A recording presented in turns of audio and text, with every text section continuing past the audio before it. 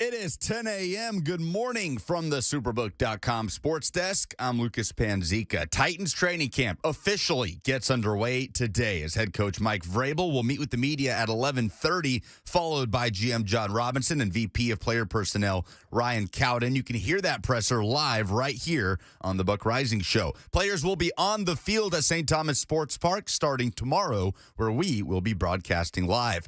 The Atlanta Braves started a 3-game series with the Phillies with a 6-4 loss on Monday. They are 2 games back of the Mets in the NL East, playing in Philly again tonight at 6:05. For all your foundation repair and waterproofing needs, visit USSTN.com. Breaking news at once on your home for the Titans and Vols. This is 104.5 The Zone.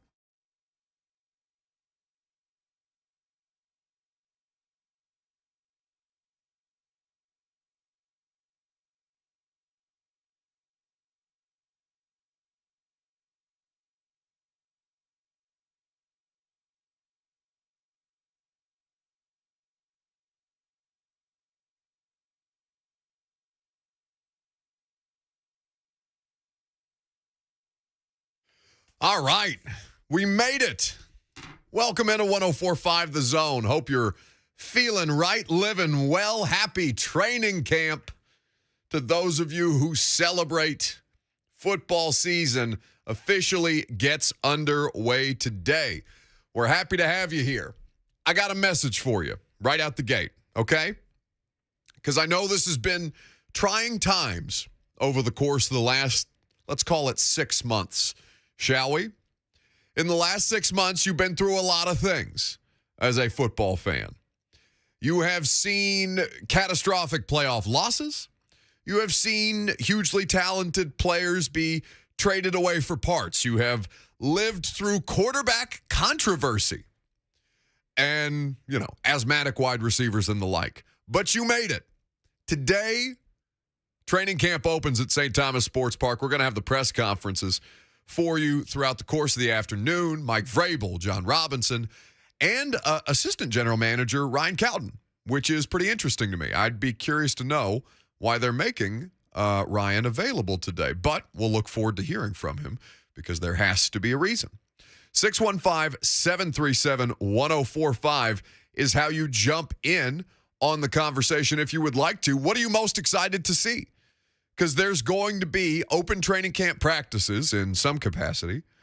And I know that everybody's going out there with a player or a group, a unit specifically that you're wanting to watch. Maybe you just want to go because it's been a while. Through COVID or facility construction, we haven't had fans at training camp in quite some time. So what are you most looking forward to seeing? 615-737-1045. Lucas Panzica's here. You're coming to training camp with me, bud. You excited? Yeah, very much looking forward to being out there. Hopefully the weather cooperates. What are you trying to do today with this shirt? What is this? I am repping. This is a basically hybrid branding shirt between this show and J. Martin Ramon because it's something that you quite frequently say, I hate it here, with the J. Martin Ramon logo at the bottom. So it's good that they monetized something that you say, but I just decided to rep. Why did we not monetize that? I don't know. Excellent. Not my job. Love that business plan by you. Excellent. I don't know. Very good. No, we're looking forward to being out there. Mahogany tweets us, since it's the start of training camp, I'm officially ending my hiatus from sports radio. I'm ready to be heard again. Good to have you. Welcome back. Yes. Welcome back indeed. So that's what we're going to do. We're going to preview training camp today.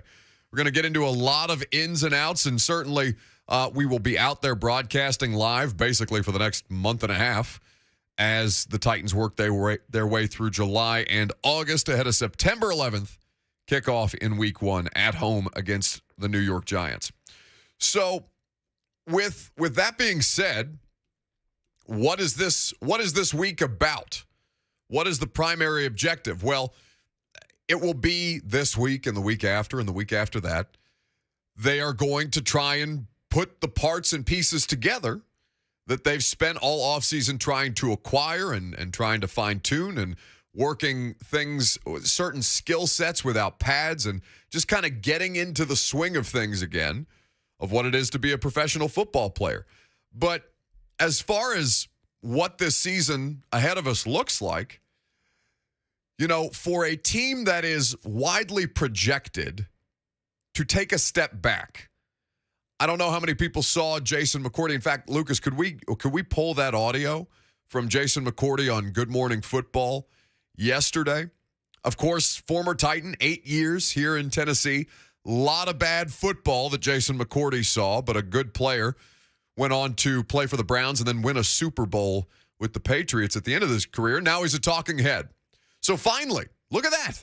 You've wanted national attention for as long as I've known you. Yes, you. You sitting in your car, you watching us on YouTube at the office in a different browser. You have wanted national attention, and you have wanted national representation. Now you have both in Jason McCourty. And so when they are having the discussion yesterday on Good Morning Football, which AFC contender do you expect to take a step back? What does Jason McCourty, the former Titan, say of his own team? I don't see the Titans as a contender, and a lot of it is because number one seed last year. I know. For sure. And in a loaded AFC. Which was surprising to me because, like you just said, number one seed, you're getting Derrick Henry back, and your thought process is, all right, here we go. We're going to win this thing. And then you trade away A.J. Brown. Mm-hmm. And for me, it's just for a younger team where you're still building, you can get the young guy in, bring him along, and he'll grow with the team. But for a team where you're ready to win right now, your team is built for that. The number one seed last year, and we get rid of our most productive offensive player with Derrick Henry not being out there, that makes it tough for me to really believe they're going to be the team that takes it over the top. A very good team, though, but I don't know if I have them in my contender slip right now. Is that a fair assessment? Is that how most people? Because that's the thing.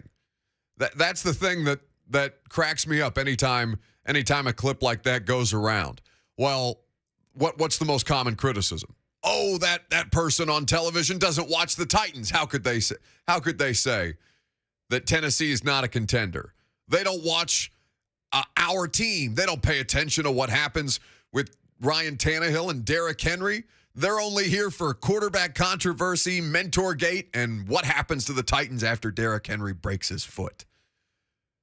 Except this guy played for you. This guy knows you. And this guy is looking at your roster and be like, with the rest of the AFC looking the way that it does, is that a fair assessment? I think that what I am going into this season with, and the things that we will study and discuss over the course of the next couple of weeks at training camp, is I know what I believe them to be from a talent standpoint. I don't think they're a top 5 most talented team in the AFC. They may be in the top. I think it's fair to put them in the top 10 of a 16-team conference. But it's not necessarily just the top-end talent that makes the thing go. That's the sexy part. That's the headlining names. That's the A.J. Brown. That's the people who throw and catch touchdown passes. Those are the highlight reels. But when it comes down to the operation of a football team, how much of the benefit of the doubt does a team like the Titans, an organization like the Titans, how much of the benefit of the doubt should they get simply because you know them to have consistently, over Jon Robinson's tenure, now heading into year 7, and Mike Vrabel heading into year 5, how much do you look at that and say, yeah, they deserve the benefit of the doubt because we have seen them time and time again overcome circumstances they have no business being in? I'm looking to see how the parts and pieces gel. How much more smooth and comfortably can they operate on offense? I can't guarantee, I can't predict, I can't do anything with something like long-term health. I don't have an answer for you there.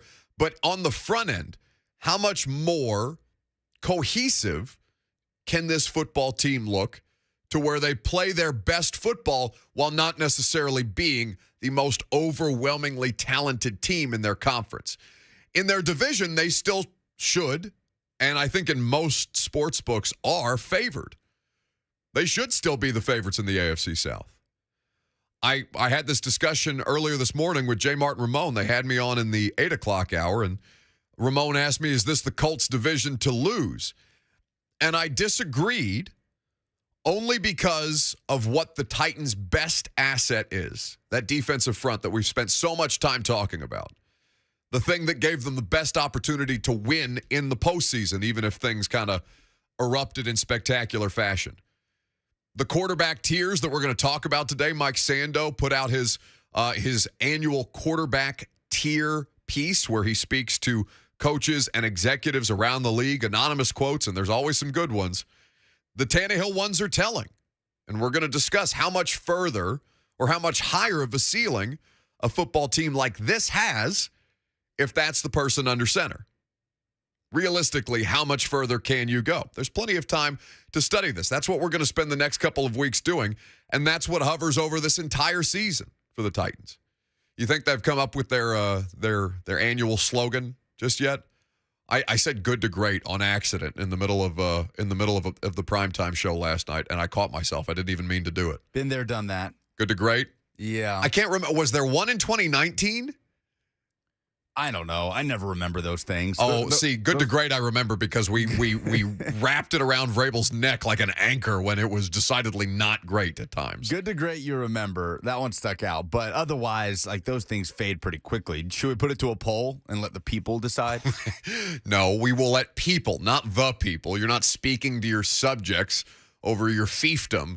We will let people, not the people, decide. What's the best of the Titans' season-long slogans? I'm having trouble remembering many beyond, or at least many under Vrabel, between good to great. There had to have been one.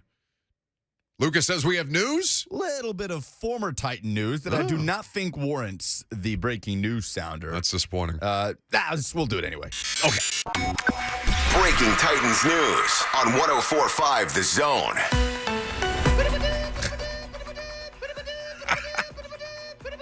I really don't want to get people's hopes up because this is nothing groundbreaking, but the Steelers have signed former Titans running back Jeremy McNichols. Oh, my God, that's what you stopped the show for? On a one-year deal. To be honest, I just wanted to use the Blaine Bishop thing. I thought he was just a Falcon. What happened? Did he wash out in Atlanta already? I don't know. That's a great question. I also thought he was an Atlanta Falcon.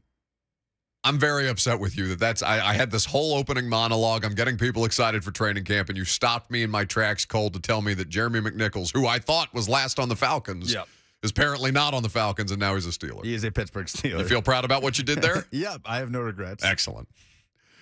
Regrets.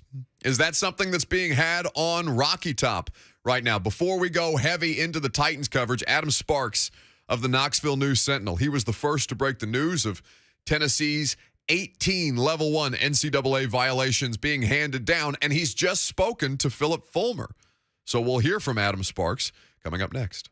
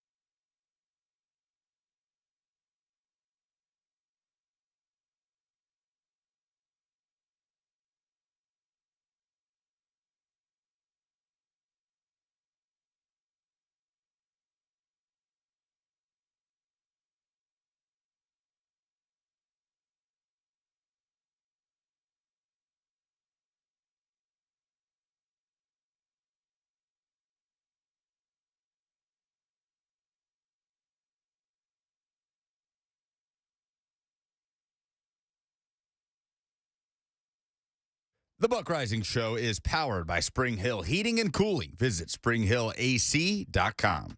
A lot of news locally in the sports scene. Adam Sparks, Knoxville News Sentinel, breaking some news at the end of last week about Tennessee football receiving their notice of allegations in the recruiting scandal under former head coach Jeremy Pruitt. Adam joins us now. Did you read all 51 pages of the notice of allegations?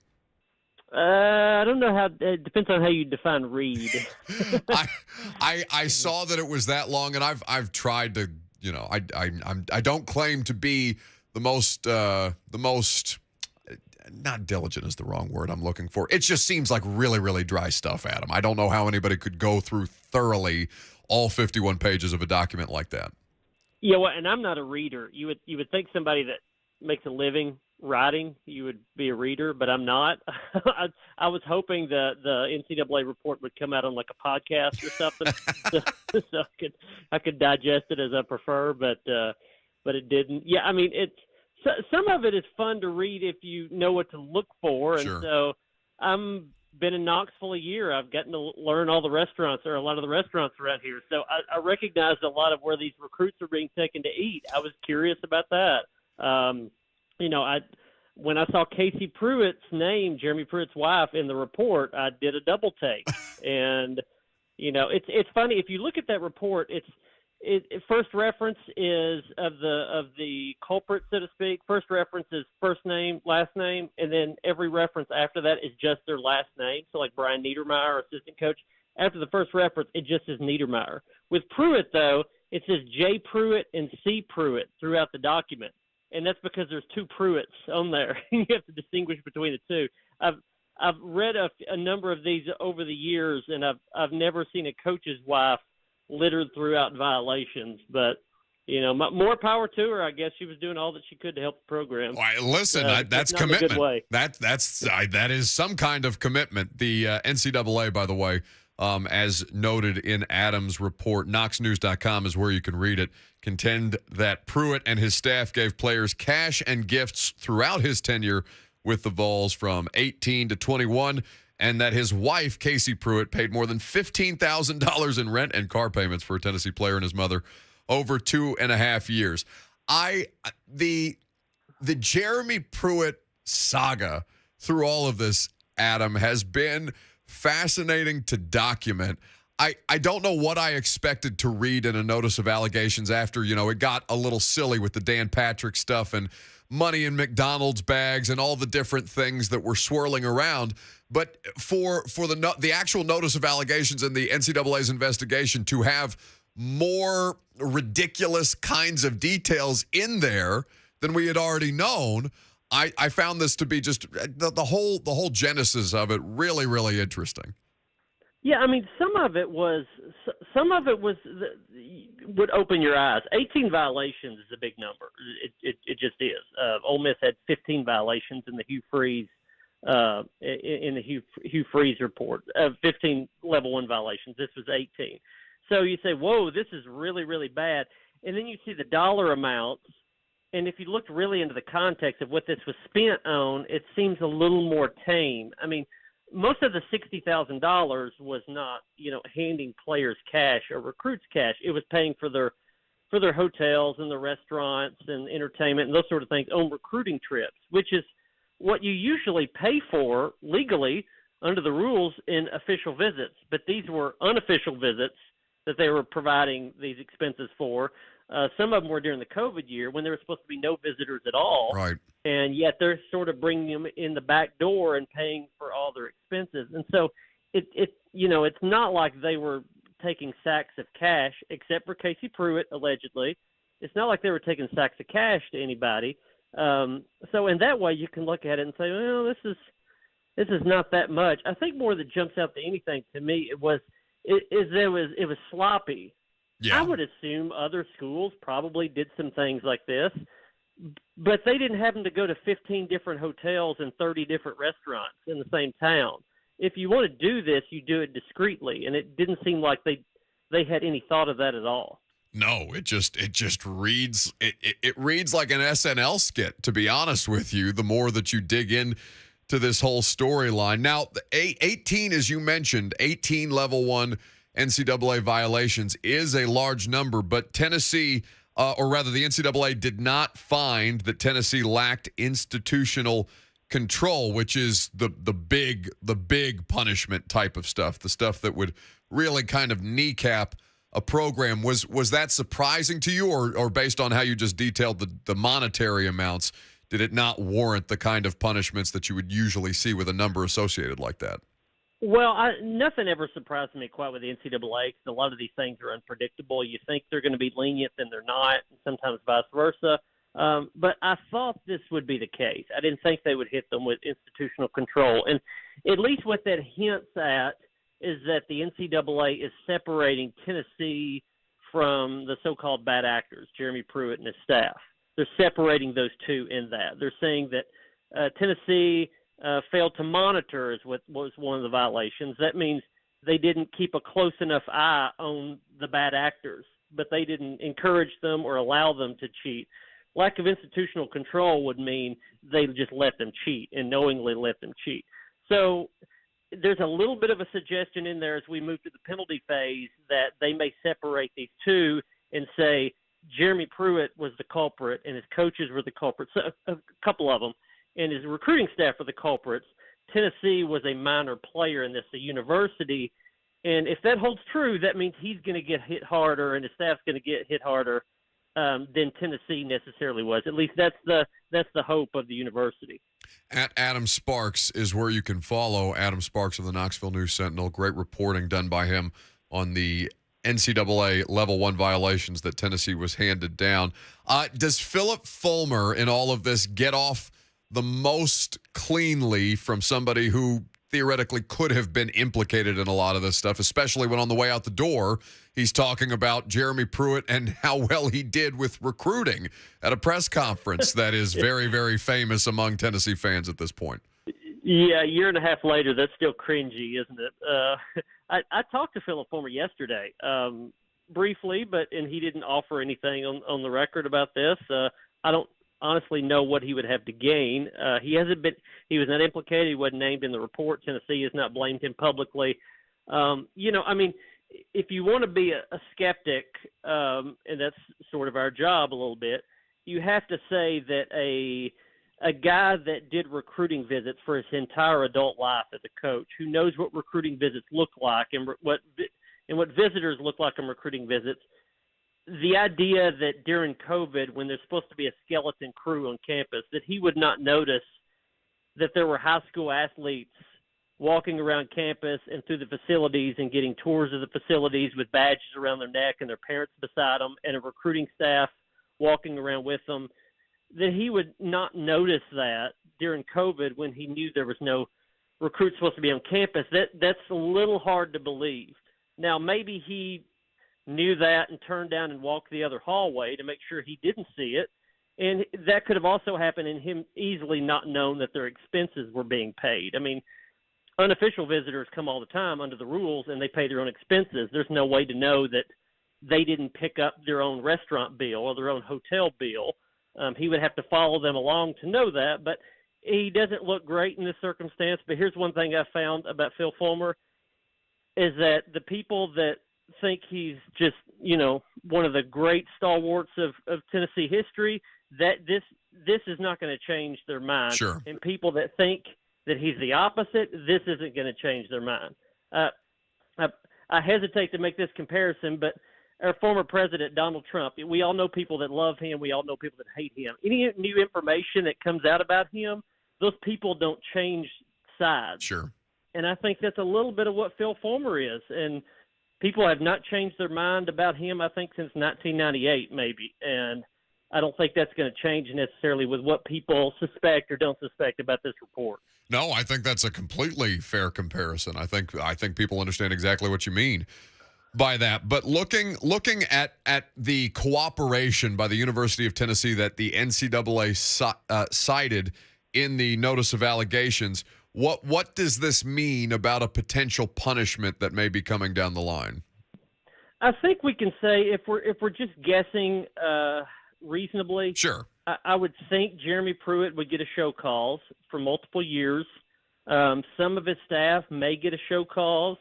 I think wins will be vacated. That's not a huge penalty. He was 16-19. He won 2 games over ranked teams. He won the Gator Bowl. So those may get taken away because there were, I think, 13 players that were involved in this that were ineligible when they played in games for Pruitt. I lost a horrendous bet on that Gator Bowl, so I'm happy to see it vacated. I lost my hair over that, Sparks. Wait, do you get your money back if that's vacated? Well, I mean, I've already grown the hair back. It was a shave my head with that's right. It was a nightmare scenario. So no, I can't regrow my hair. Maybe I can, go get something, maybe some Tom Brady hair plugs to fill in where I'm starting to go back. Oh, I forgot about that. That's true. Vacated wins, I think. Show calls, I would think. I don't think the bowl ban. If there is a bowl ban, then the NCAA is going against its own principles about what it has in its new constitution. They could do that because the violations occurred under the old guard and the old philosophy, but it would be a little weird if they did that. They would have to have some type of explanation for it. And Tennessee has already cut 12 scholarships last season. They're going to cut probably 3 to 5 this season. They're going into camp next week with, I think, around 79 scholarships, players on scholarship right now. So they'll cut a few more. They could have some more cut in the future. Don't think it would be a lot, but, I think these penalties are going to be somewhat moderate. If they're not, I think it would be a surprise either way. If they're light, I would be surprised. If they're really heavy and they got a postseason ban, I would be surprised. He's Adam Sparks. Make sure you're following him. I'm sure you are already. You can read him at knoxnews.com. Thank you for the time, buddy, and the information. We appreciate it. All right, grow that hair out. No, I can't. I can't grow the hair out. I get a fro, especially in the humidity. Like, it's just not something anybody wants to deal with. I don't think I would look better at this stage in my life with long hair. Now your hair is growing again. I got a haircut scheduled for 4:15 today. Oh, really? Have you ever thought about, you're East Nashville now. You ever thought about doing the man bun or something like that? No, I would look so dumb in a man bun. So dumb. It really is super hit or miss. Like, I don't think there's any world in which I could pull off a man bun. Some people can pull it off. I could not pull it off. Yeah, I don't think that would be a good look for either of us. I think we would look like vagrants. We would look, it would be like an Aaron Rodgers type look, except we don't have multiple MVPs under our belt. What is he doing? Why is he showing up to training camp looking like Nick Cage from Con Air? I love what he's doing at this point. That's amazing. He shows up in jeans and a wife beater with the hair. He literally looks exactly like Nick Cage in Con Air. Like, he looks like a cosplay. I mean, it had to be intentional, right? It had to be intentional. No, of course it is. You cannot look that similar to someone without trying to, but I just want to know why. Like, what underlying theme from that movie is Aaron Rodgers trying to emulate as he starts training camp? I haven't seen Con Air since I was a kid. Oh, I've seen Con Air. It's always on television somewhere. It's always floating out there in the ecosystem. Con Air, have you seen the Nick Cage movie, by the way? Oh, no, I hear it's great. Oh, it's so good. It's incredible. That's what Dara wanted to do for our anniversary. She's like, you want to go see the Nick Cage movie? I'm like, yes, I love you. I love you more than anything in this world. It was tremendous. 10 out of 10 recommend. It's a weird way to react to the information we just got from Adam Sparks of the Knoxville News Sentinel. Yeah, I mean, it makes sense. I don't think Tennessee will get. I mean, if the NCAA is trying to incentivize cooperation, I don't think hitting Tennessee with the bowl ban would be the way to go. And they've called Tennessee the standard of cooperation throughout this whole process.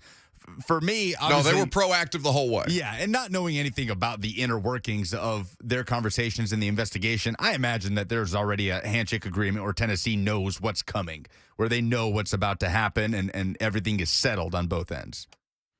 615-737-1045 is how you react to anything that you heard there. Yeah, the Phil Fulmer situation, he stands to gain nothing by saying anything publicly, and there would probably be litigation if Phil Fulmer did say anything. I just want to go Vols on the record, Phil. That's all I want. Yeah, his public appearances will probably be limited to just talking about the football team from here on out.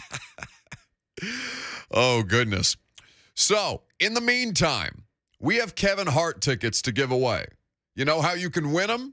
By giving us your winners and losers of the sports weekend. We do it every Tuesday at 10:45, and this time we have a pair of Kevin Hart tickets. We got a lot of cool things to be giving away over the course of the next couple of weeks, but today it's Kevin Hart at Bridgestone Arena, Wednesday, August the 3rd. That's coming up thanks to Window Nation. So if you call in 615-737-1045 with your winners and losers of the sports weekend, we will give you a pair of Kevin Hart tickets for that's next Wednesday, right? That's like right around the corner. Next Wednesday at Bridgestone.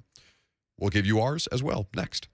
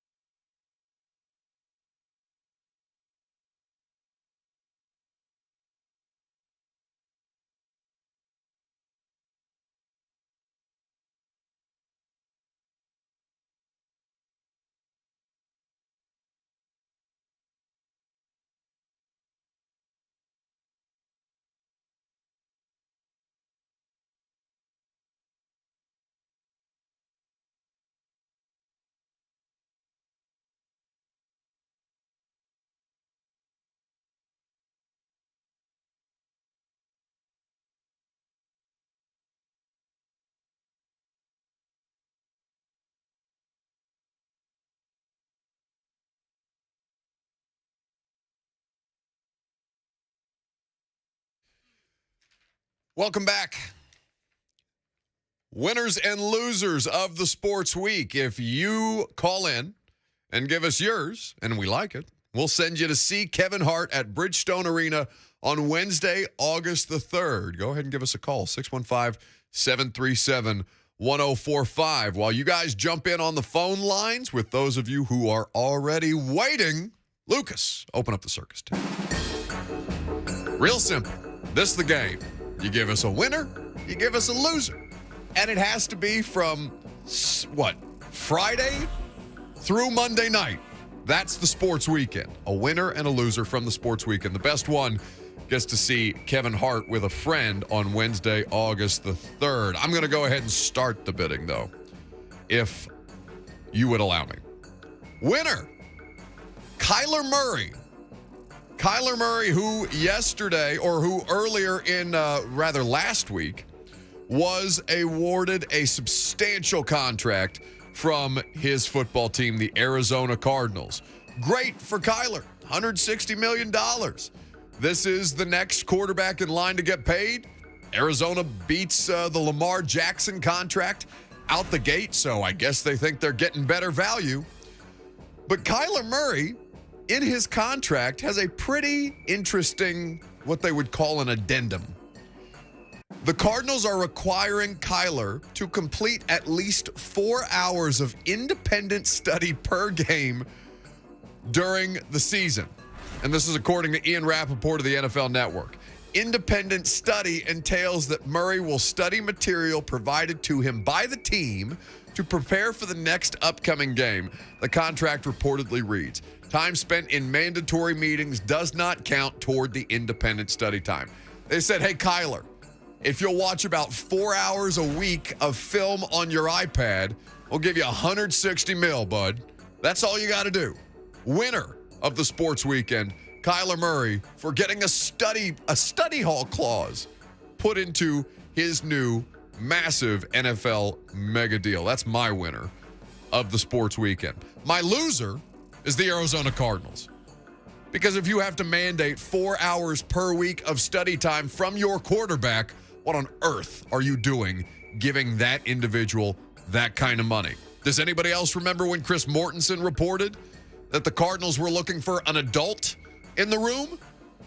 This is somebody who there are ESPN long-form articles written about how much time he spent playing video games during the pandemic. Listen, if you got to blow off some steam and play some Red Dead Redemption every once in a while, that's cool. But you also have to do some work for your job outside of the time that you are required to be at work. The Arizona Cardinals are the loser of the sports weekend. Yeah, that's a bad look. It's terrible. Right? Terrible. The fact that you have to put a clause in the contract for your franchise quarterback to watch film 4 hours a week is not that much. I know. It's such a small amount of time. It's like 1 hour a day, Monday through Thursday, like the bare minimum of bare minimums. You get Fridays off. Oh my God. Just put the iPad on for an hour. And then he's going to put the iPad on for the hour. He's going to play Mario Kart in the background while the iPad is just replaying the same play over and over and over again. Mom, I don't want to do my homework. Does he not look exactly like it's Kyler Murray is a grown adult male, but he just physically and now with this little bit of information, he seems to be a child, like a baby. It's crazy to me. My winner of the weekend is us. All of us. You, me, Jordan, Eli, who are waiting on hold, everybody listening to this right now, everybody who will be paying attention to Titans training camp starting today. They will be on the practice field tomorrow because we did it. We're out of the woods. We did it. We are here. There's still some time before games start to happen. Preseason game, first one is in about 2.5 weeks, but it is here. Pads will be popping. Titans will be practicing. Congratulations to everybody. My loser of the weekend is Vince McMahon, who retires in disgrace from the WWE after it is unveiled that he spent millions and millions of dollars on covering up sexual assault allegations. Vince McMahon, you are a loser. You are my loser of the weekend. I think those are both good nominees. 615-737-1045. Who are the winners and losers of the sports weekend? You give us the best one. We're sending you to Kevin Hart next Wednesday. Let's start with Jordan in Nashville, who's up first. Hello, Jordan. First, my winner of the week is Chase Elliott, who won the race at Pocono on Sunday without leading the lap after the top two finishers got disqualified post-race. And then my loser of the week is the Boston Red Sox. On Friday night, they gave up 28 runs. Oh, I saw that. Correctly, 28 runs to the Toronto Blue Jays. That is the equivalent to giving up 4 touchdowns in a football game. I didn't know that scoring 28 runs was even possible in a Major League Baseball game. It's an embarrassment. Those are both excellent nominees, Jordan. Well done. 615-737-1045. That's worse than giving up 4 touchdowns in a football game. That's like giving up 50 to 60. No, it's the Titans and the Patriots in the snow, 59-0. That's basically what that is. That is what that is. That's the baseball equivalent. Let's try Eli, who's in Murfreesboro and has a winner and loser of the sports weekend. What's up, Eli? Yeah, my big winner of the sports weekend is Patty Pimblett out of the UFC. He got a crucial submission in a major match in front of all of London in the O2 Arena and had the whole arena cheering his name like a big FIFA game, going, "Oh, Patty the Batty, oh, Patty the Batty." And to cap it off, at the end of the night in the speech, he gave a light to men's mental health. And my big loser, that's going to have to be all of us who are going to have to hear about all the minute details of Derrick Henry's foot break and see little pictures of Derrick Henry's feet all over our Twitter timeline for the next 2 weeks. Hey, man, beggars can't be choosers. It's football. So if you got to get some Derrick Henry feet pics, there's a market for that out there somewhere, I'm sure. What's the website that has the feet pics? It's like famously has like celebrity feet pics like documented. It's like hearing of this. No, it's called like Wiki Feet or something like that. Like I'm sure Derrick Henry has a Wiki Feet profile. Now that there's just a contingent of the sports population that we're obsessed with knowing what's happening with Derrick Henry's foot. Don't Google it on a work computer. The Patty the Batty thing is really good, though. Are you a UFC person? Not necessarily. So Patty the Batty, he had a big win at UFC Fight Night in London over the weekend. And as the caller pointed out, Eli pointed out, he gave a really, really powerful speech about mental health after the victory, because he found out on Friday, the Friday previous to the fight, that one of his friends took his own life, and went on to kind of go into the details on stigma around men and mental health and just general discussion. But I thought both the fight and the messaging afterwards was really, really exceptional. And now he's 19-3 with the win. And he's going to get back into the octagon before the end of the year. So a great win, and it looked the UFC London fight. I don't normally have them on, but like just because UFC, I don't know. Unless it's on at a place that I'm already at, like I don't necessarily seek the fights out. Every once in a while, like we went to HQ Beercade for a boxing match. I think it was Tyson Fury versus who's the former Alabama wide receiver? We've had this conversation. Deontay Wilder. So that's like part 2. I went to watch that at a bar with some friends, but like UFC, haven't really got into that yet. But it was in the middle of the day, so I had it on like in the background while I'm cleaning the house. It was a lot of fun. It looked like a well done event. So, what are people saying on social media? Who are the winners and losers of the sports weekend? It's funny. People are always way more willing to put out the losers of the weekend. We get way more submissions on that side of things. Did have a couple people agreeing with me that the winners of the weekend are all of us, knowing football is almost back with training camp starting up today. Who are the losers of the weekend? Goody saying everyone hoping that Jeremy Pruitt was actually handing out McDonald's bags full of cash. That's deeply disappointing. I really wanted that plot point to be true. Bart Barker tweets us, not here for any tickets, but just wanted to say that the winner of the sports weekend is 104.5 The Zone, and the incredible and appropriate coverage following the passing of the great Mark Howard. All stories shared and tributes were wonderful. Enjoyed all of it. Yes, very much so. We are in agreement with you, Bart. 615-737-1045. I think the best winner is all of us. Football is back. I'm seeing Sam Darnold versus Baker Mayfield being debated on my television. It's the least appealing of the quarterback battles, and yet I'm all in, baby. It's like crack. You got to give it to me. I'm out here scratching the itch. It's too much. I really, there are moments of self-reflection, like during the training camp weeks, because it does become a slog. both for the players, obviously, on the field because it's miserably hot outside and they're just knocking into the same people over and over and over again. But conversationally, it starts to, there gets to a point where you start to spin your wheels and you have to take a few steps back and reevaluate your life decisions. Like, why the hell am I still talking about the punt return competition 6 weeks into this thing? But it's all important. So, for the chance to win Kevin Hart tickets at Bridgestone Arena, who are the winners and losers of the sports weekend? Paxton is up next. What you got for us, Paxton?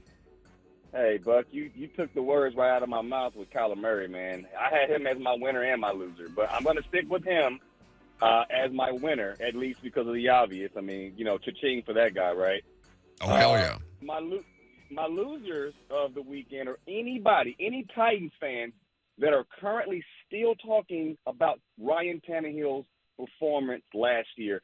The season has started. Let's move forward. We're done with it. It sucked, but let's move forward. We got to support the guy and say he's not the guy anymore. Thanks, Buck. I appreciate the call, Paxton. 615-737-1045. I had a mini rant on this on Sunday night on primetime, and I'll what I'm going to do is I'm going to address Paxton's subject at the top of the hour before Mike Vrabel, Jon Robinson, and Ryan Cowden meet with the media. We'll carry those press conferences live for you at 11:30. But I will preview it by saying I largely agree with your point, Paxton. But I'll get into some more detail on that momentarily. What, the circus music run out, or are you just juggling plates back there? I ran out. Okay, very good. Peyton is up next. Hello, Peyton. Hey, Buck, how you doing? Doing great, buddy. So my winner of the I got two of them, and they both go together. But I placed money on Denny Hamlin to win the Pocono race this past weekend. Yeah. And so did other people on BetMGM and FanDuel. So I placed a $20 bet, won $130. Well, they let me withdraw the cash. Then when the disqualification came, they made me reverse the charge. And then I got saying yesterday, after a bunch of people griped at him because I was like, $20 isn't that big of a deal, but at least give me that back. Y'all can keep the winnings or whatever. And so then they finally gave everybody's money back. But my loser is Denny Hamlin and Kyle Busch for getting disqualified, and the winner is us for getting our money back. That is outrageous. I that would stress me out if I bet and you had results like disqualifications and things like that. So you're completely jacking with not just the results after the fact, but how many different people are wagering on this across the country. Anyway, so you want to take the break to figure out who wins the Kevin Hart tickets, and then we'll tell people on the other side how you want to do this. Well, we got a couple of the calls we need to take on the other side. Then we will decide. Okay, very good. Lucas has prolonged your ability to win Kevin Hart tickets, and also I'm going to yell at people who are still complaining about Ryan Tannehill. That's next.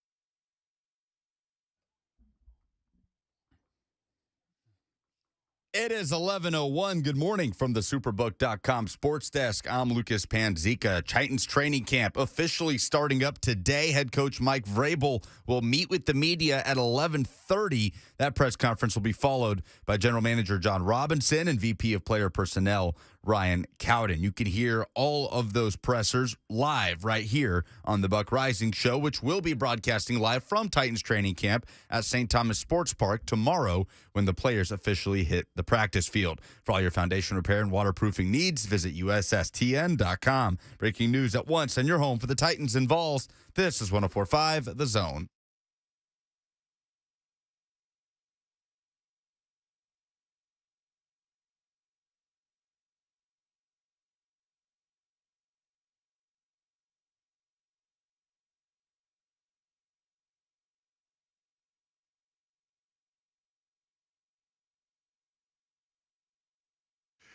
What is happening? Welcome in hour number 2 for us here on this Tuesday.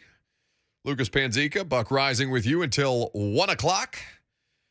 Got some dumbest things in sports calls to get to for the opportunity to go see Kevin Hart next Wednesday. We'll get to those momentarily. Mike Vrabel, Jon Robinson, and assistant GM Ryan Cowden meeting with the media to open Tennessee Titans training camp later this morning. We'll carry those press conferences for you live today. Your phone calls are welcome, 615-737-1045. That's the number. If you would like to join us, we would welcome your participation as always, 615-737-1045. Before we get back to the dumbest thing in sports phone calls, Lucas. Winners and losers. Oh, that's right. That's tomorrow. But I think I was transported because of this headline that just arrived on my timeline. Have you seen the story about Colts linebacker Darius Leonard? Yeah, why do we do this? Like, I'd never understand. Now, wait. Breathe. I'm sorry. You're very upset. As a broadcaster, that triggered me a little bit because I'm thinking about all the play-by-play broadcasters that are going to get caught up when they're saying Darius Leonard's name in the 2022 season. Well, for context, Colts linebacker Darius Leonard, who has gone by Darius Leonard, his name since coming into the league in 2018, said today that he would like to be called Shaquille moving forward, according to Dave Calabro of WTHR in Indianapolis. Leonard explained Tuesday that Shaquille is his middle name and the one that he grew up with. I mean, he's allowed to be called whatever he wants, I guess. But what I just saw from you is what I imagine every play-by-play person who's ever done a Colts game or who has a Colts game on the schedule this year just mother bleeping Darius, now Shaquille Leonard, because you're 4 years in, you're 5 years in to your NFL career. You want to change your name? You just want to start going by your middle name for what? I mean, I guess you don't have to it's not like a last name change. So the jersey sales aren't going to have to be refunded and things like that. But it's just like, what are we doing? And it's not like he's just a rotational depth piece. Like, he's an all-pro level player. That's right. He's one of the more recognizable defensive players in the NFL. It's terrible branding, to be honest with you. Yeah, you couldn't do this before you established yourself as one of the best at your position? I saw, if you were going to go for the rebrand, do it before the career starts, bud. Not halfway through. I saw a quote tweet from Titans fan Alan Matthews. He says, Derrick Henry hit this man so hard last season, he's changing his name. Maybe that's the rebrand. Okay. 615-737-1045. Will has the dumbest thing in sports this week. Hello, Will. Well, hello. Hey, Buck, I like your show, man. First time caller. Love that. The winner of the weekend, I'm going to go with some of your other people because for Kyler Murray to get that kind of money, man, please. Bank. I pay me. I'll go throw the ball for you. But anyway, my losers is the Nashville sports community because we won't get to see or hear Mark Howard anymore. I was here when he first. I've been here since when he first started, man. Yes, I remember him, and I liked him from the first day. Always smiling. That was a cool dude. So that's my win and losers for you. Thank you for the call, Will. We appreciate that. Yeah, Mark. I listening to the tributes yesterday. It was it's one of my biggest regrets since being here that I didn't know Mark. I didn't know Mark hardly at all. Like I said, I got to do 1 hour of the Wake Up Zone as a fill-in with him one day. I don't know. I think it was during COVID, and they were looking for just I can't remember what the circumstance was, but yes, that was a cool and fitting tribute that J. Martin Ramon during their segment of the programming and 3HL and Blaine and Mickey, everybody did a really, really good job remembering a guy who meant a lot to them. Dakota, up next. What's happening? Hey, guys. How you doing? Doing great. Awesome. Well, my winner is Stanton for winning All-Star MVP. Mm-hmm. And my loser is me. So I bet about $5-10 twice on Stanton to I thought was to win MVP for the All-Star. And I was going to win a couple of $1,000. I was excited. And I looked at it the other day. I looked down. I'm like, oh, wait. This is for the MVP of the season. Oh, so no. I'm over here thinking I won a couple of $1,000, and I won $0 or have to wait. Oh, my God, no. Dakota. Yeah. No, yeah. man. I even emailed him and everything, man. I literally emailed everything. That's horrendous. I'm so sorry. I've done something like that before too. Not cost myself or at least the idea of a couple $1,000s. Thank you for the call. But I've definitely placed the wrong bet, like it's a futures bet for an event or something like that I've accidentally placed, but not with that kind of money on the line. Yeah, that's a tough scene. That hurts. Do you bet regularly? No, definitely not in the summer. During football season, I will dabble. Not even just to get yourself to tangentially care about baseball. You don't bet baseball? Nope. No, because if I bet it, then I'm going to watch it, and I just really don't want to watch it. Buddy, I sat down on Sunday. I'm like, I'm going to watch Sunday Night Baseball. I sat and watched the studio show leading up to the Mets and Padres game, and then it was 6 scoreless innings, and I'm just like, what the hell did I do? Why did I try to do this? Great for naps. Yeah, I mean, let's see. It's on when you go to sleep, and it's still there when you wake up. Baseball. Maybe that's how Rob Manfred should sell it. All right, one more, and then we'll give out the tickets. Eric in Nashville will close us out here. Who's your winner and loser, Eric? Yeah, first time call on this show, guys. Kind of the one quick thing about Kyler Murray, I called in J-Mon Ramon this morning and said Kyler Murray is kind of Vince Young 2.0. So. There is some similarities with the work ethic stuff there. Yeah, guys, my losers got to be Rob Manfred for all this comments and stuff about minor leaguers and stuff. Just give me a break, I mean, come on. I mean, because some of these guys have to have second and third jobs just to make it, and they're on buses to all these minor league games and stuff like that. So you need to wake up and smell the coffee on that. Winners, guys, I actually have 2. One is not sports related, it's kind of comic relief. But biggest winner, I would say, is Alabama with that NIL deal that they've got for the Alabama football program. But also, I would throw in whoever eventually wins the lottery is probably going to be the biggest winner because that's going to happen pretty soon. Okay. The biggest lottery in history. But, guys, like I said, don't put me in the running because I'm actually having surgery next week.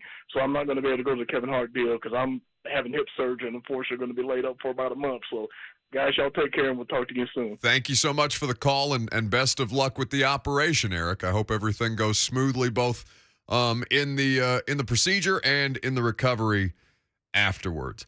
I feel like we have to. I feel like we have to give it to Dakota. Yeah, I feel so bad. Yeah, I think Dakota should get the tickets. I feel so bad. I think Dakota needs to be who we send to see Kevin Hart next Wednesday, August the 3rd, thanks to Window Nation. Dakota Lucas will get in contact with you here shortly. So, coming up next, Paxton, a caller earlier, brought up the idea that he is tired that the losers of the sports weekend are people still complaining about 2021 Ryan Tannehill. I'm going to give you my perspective on that coming up next. And then Mike Vrabel, Jon Robinson, and Ryan Cowden will meet with the media to open Titans training camp in 2022. 615-737-1045 is how you jump in. What position battles are you looking forward to the most? Let's talk some actual football, kids. We've got all the time in the world and so much ground to cover. I'm very excited to be able to get back into the swing of things. But we'll talk about Tannehill coming up next.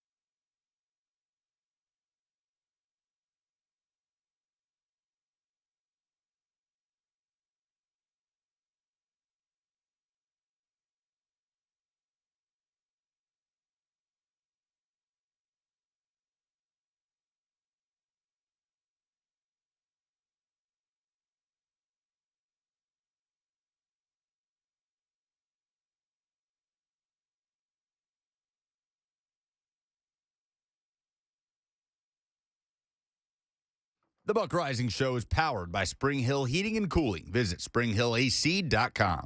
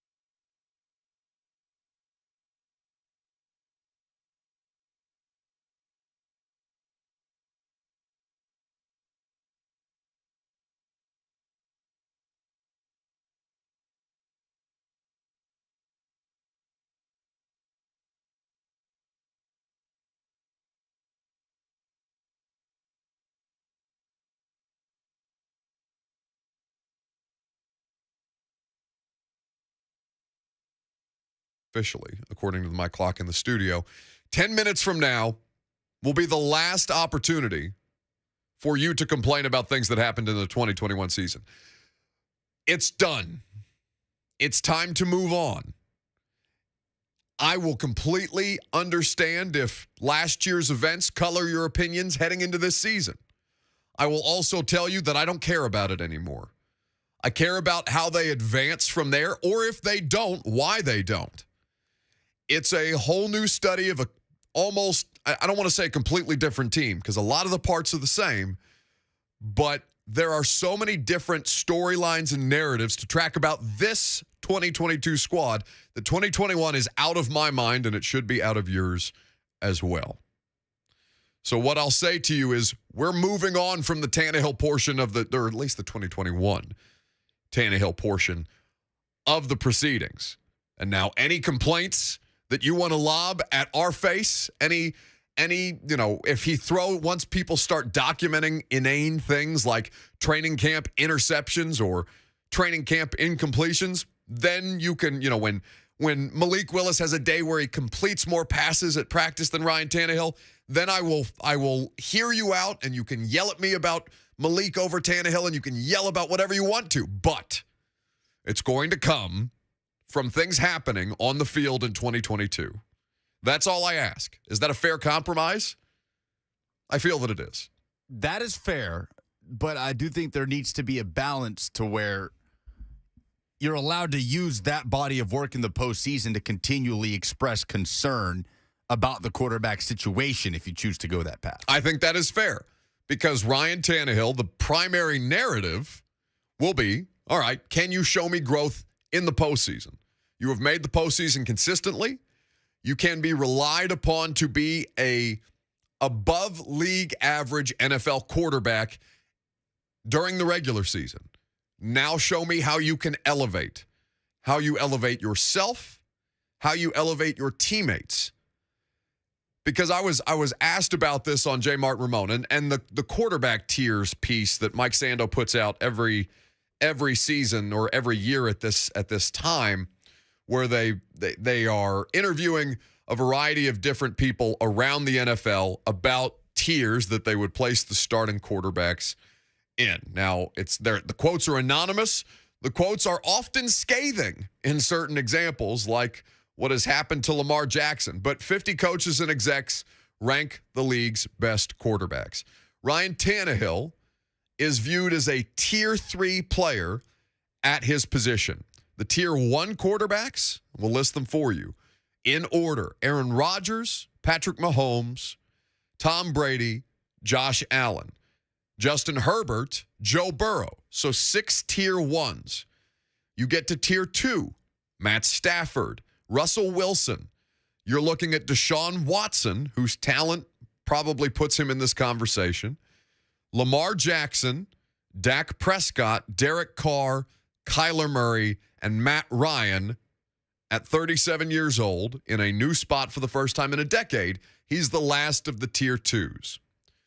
Tier 3, Kirk Cousins, Jimmy Garoppolo, and you have to go 17 quarterbacks down the list, or rather 16 quarterbacks down the list before you land at Ryan Tannehill.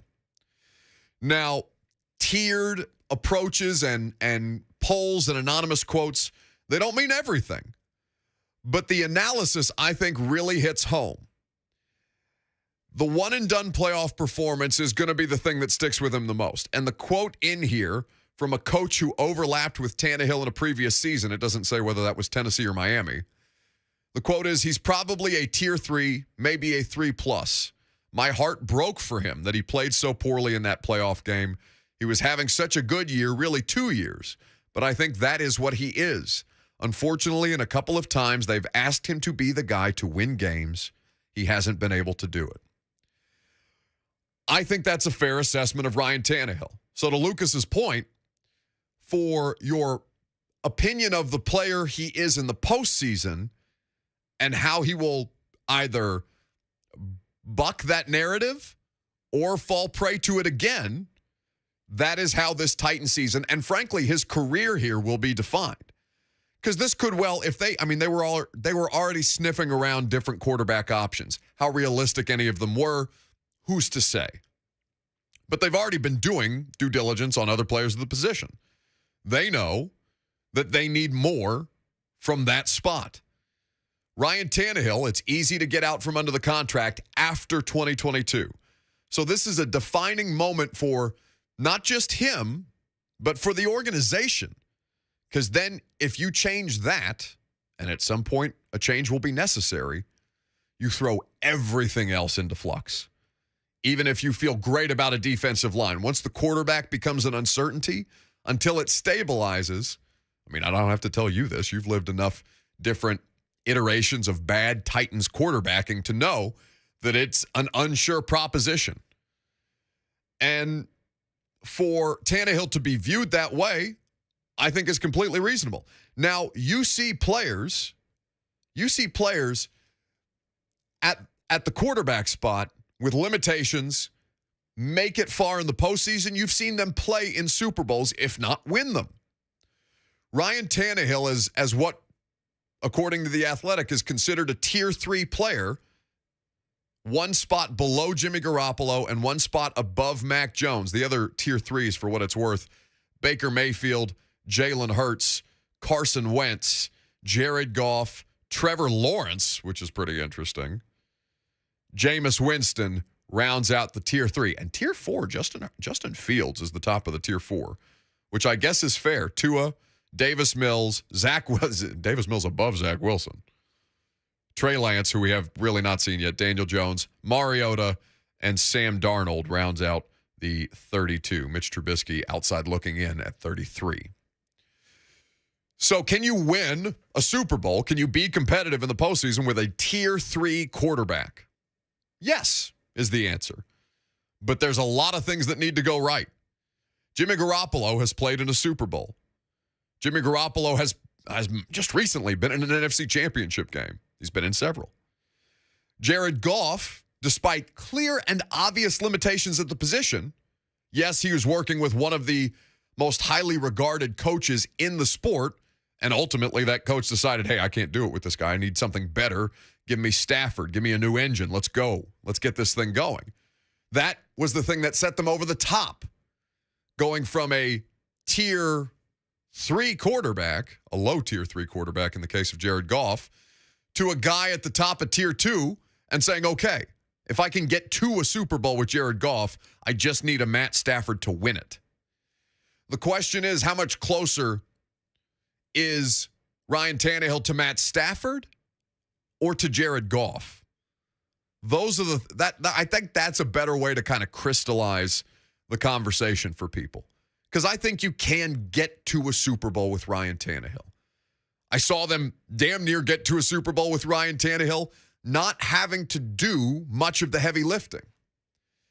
But when it comes to the elevating of the parts around him, that's to be determined yet.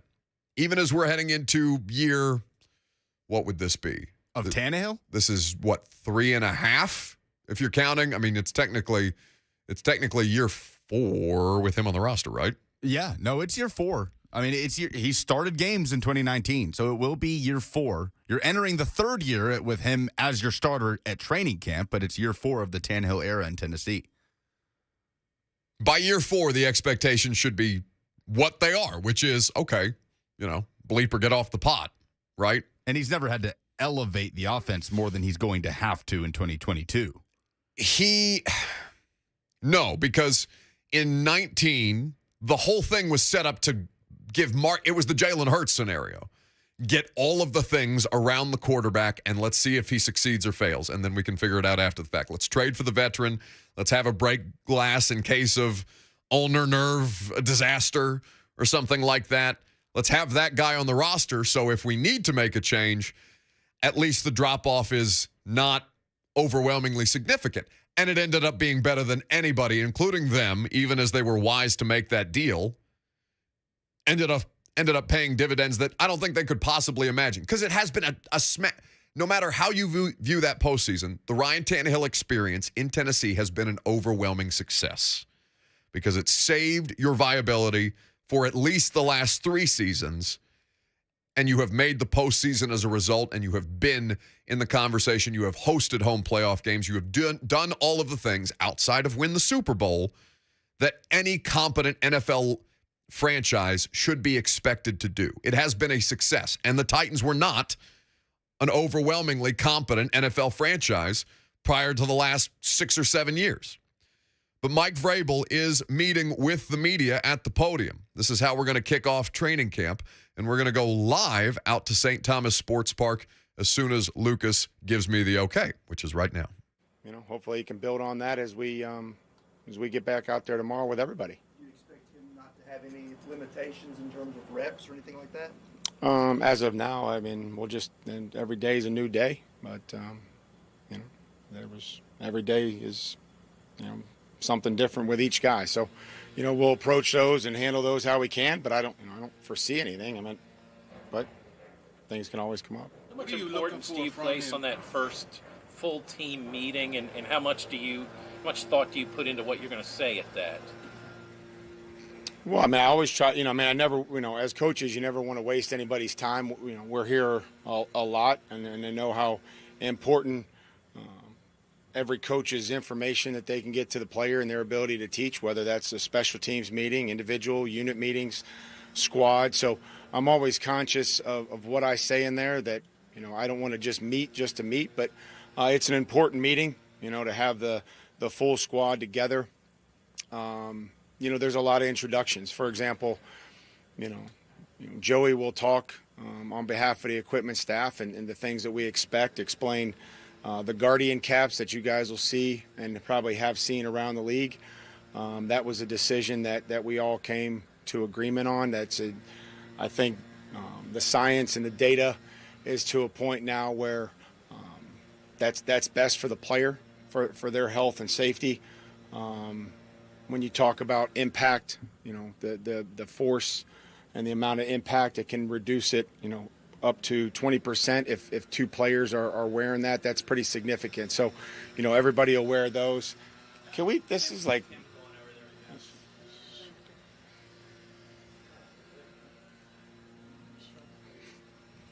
so that's a change. That technology has changed. It wasn't that significant in the past couple years, but I think with their technology and what they've designed, I think those are pretty significant numbers. How would categorize progress for Traylon Burks? Like this week, upcoming week, like what would you say is progress for him? I don't know what, I define that as just making sure that you're doing the little things, that you understand where to go as we continue to add installation. There's a lot of information that we give them that you can come out and compete. The biggest thing for training camp is earning the trust of teammates and coaches, not only, developing and trying to improve and on all the things that we're going to need throughout the season, but it's also, about trust and being where you're supposed to be for the quarterback and, doing those things day in and day out with some consistency. Big picture from the end of the last 2 seasons, is there something organizationally you guys have learned or want to strive to do differently that get you closer to where you want to go? Well, every year, every day we come to work, we're going to try to figure out ways to win championships, but I don't think we're there necessarily. I don't think I'm going to start at the back and move forward and work backwards. I'm going to start with today, which was a conditioning test and looked fantastic, and they understand, and our players understand how we have to play and the condition in which we have to be in to play that style of football, through the course of a long season. We know that you have to be at your best in those games. There's no do-overs. There's no makeups or, hey, we get to play them again in 3 weeks. So that's when you have to be at your best, and all those keys and the game plan and our performances, coaching and playing, have to be at our best. Mike, do you look at that Arizona game last year and have it affect anything of your plan here in the next few weeks in terms of how active you want guys to be, or just did that change anything how that game went? No, we didn't play very well. We didn't coach very well. That's the plan will be different. There'll be differences in the practice schedule. Just trying to be conscious of, the workload and the third day and just using the data that we get from our staff and from the, the Players Association and the NFL doctors and BioCore and all those things, just trying to make sure that we're doing right by our players and that we're giving them exactly what they need to feel confident when the season comes. What's the balance like, I guess, Mike, for some of the older guys, the veterans, and wanting to get them work but don't want to overdo it? We've talked about this before. Everybody's going to have a plan, and I try to, I do explain that to the team, where a player like Des Fitzpatrick is compared to, Robert Woods or, Jeff Simmons and Kevin Byard.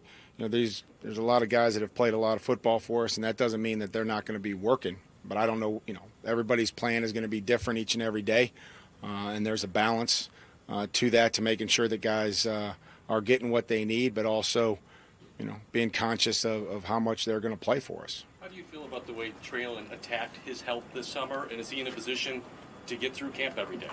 Well, he's put together 2 good days. I'm not going to predict, who's going to be out there every day right now.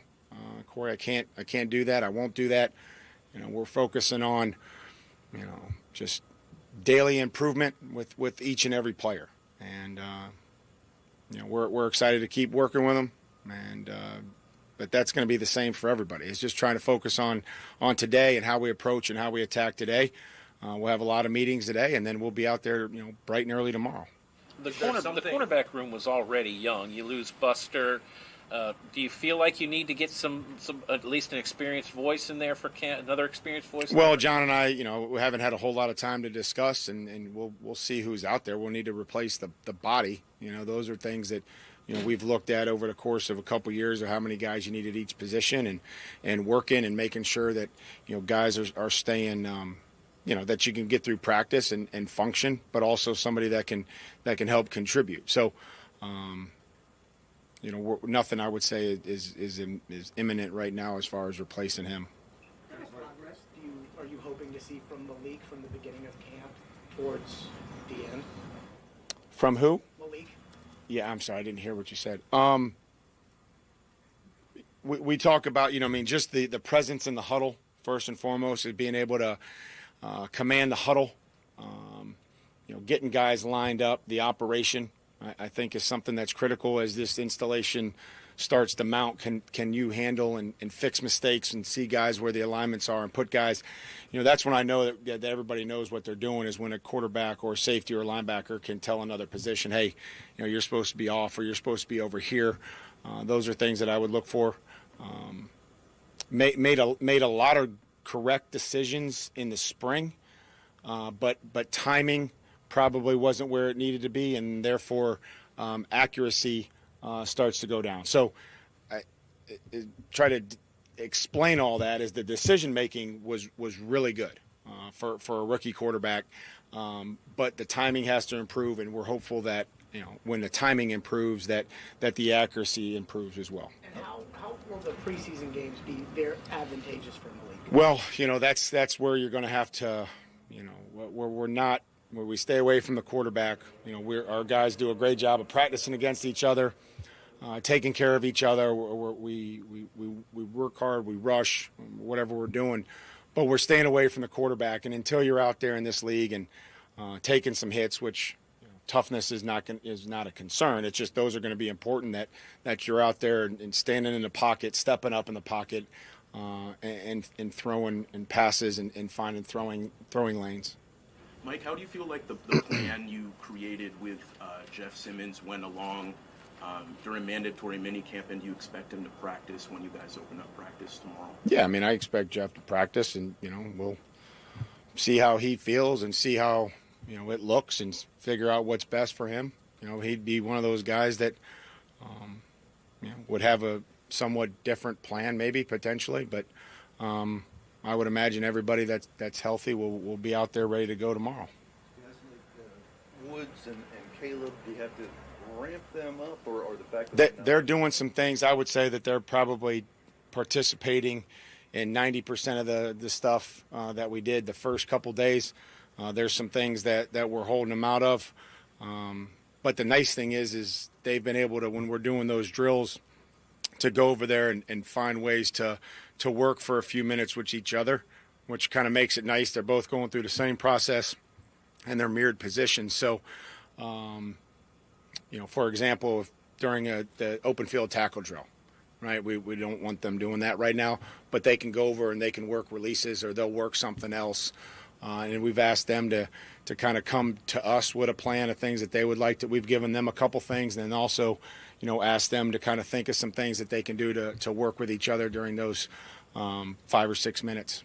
Derek, although he's 100% apparently, but coming back from injury, I didn't even hear you said, Teron, to start. I said for Derek Henry. For Derek. Right, with him, good to go coming back from the injury.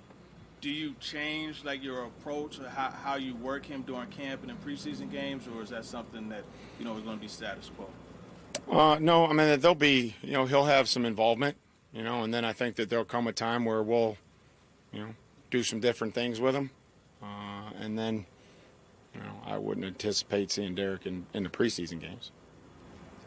What kind of mentality you're looking for from Dylan? You've talked before about kind of the guys who say they're aggressive but say it in a meek voice and you don't buy it. He hasn't talked in a way that's like, I have to seize the position. Well, I think that I'm hoping that the momentum from the spring carries over to training camp. Excited to see him work. Fantastic condition.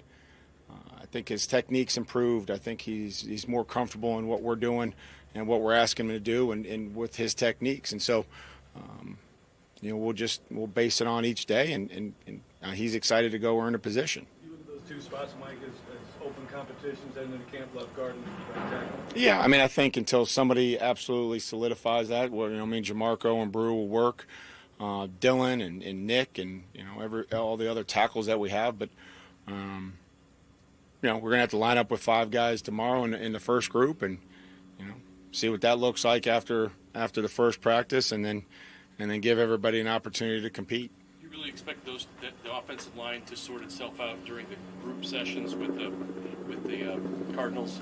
Well, we're going to practice against Tampa first, and then the Cardinals. Those are great opportunities for guys. We ask offensive linemen, do you have to know the guy you're rushing against, right? What's the skill set? Is this a speed guy? Is this a quick guy? Is this a big guy? And when you go against our guys, they have a plan because they have an idea. They see them every single day. And so, Tampa is going to bring in a new set of guys that are going to be fantastic, that are going to allow our guys something different, and so will Arizona. So those reps are valuable to be able to see a bunch of different skill sets, body types, change from one day to the next. Okay, this first day maybe wasn't very good. How can I adjust and fix and correct some of those things? No different than the receivers, whether it's a big receiver or it's a quicker receiver. Are you talking about Rondell Moore? You're talking about Moore? You're talking about Evans? From different guys around the league. We do that each and every week. That's what the game plan is, and then you try to practice and have somebody on the show team recreate that person. You talked about being great around Ryan, and you clarified kind of what you meant about that at the combine. But with AJ gone and the personnel shifts that you have, do you feel like the personnel around Ryan is better? Well, I don't want to rely on talent. I don't want to be a coach that relies on talent. I want to coach fundamentals, technique.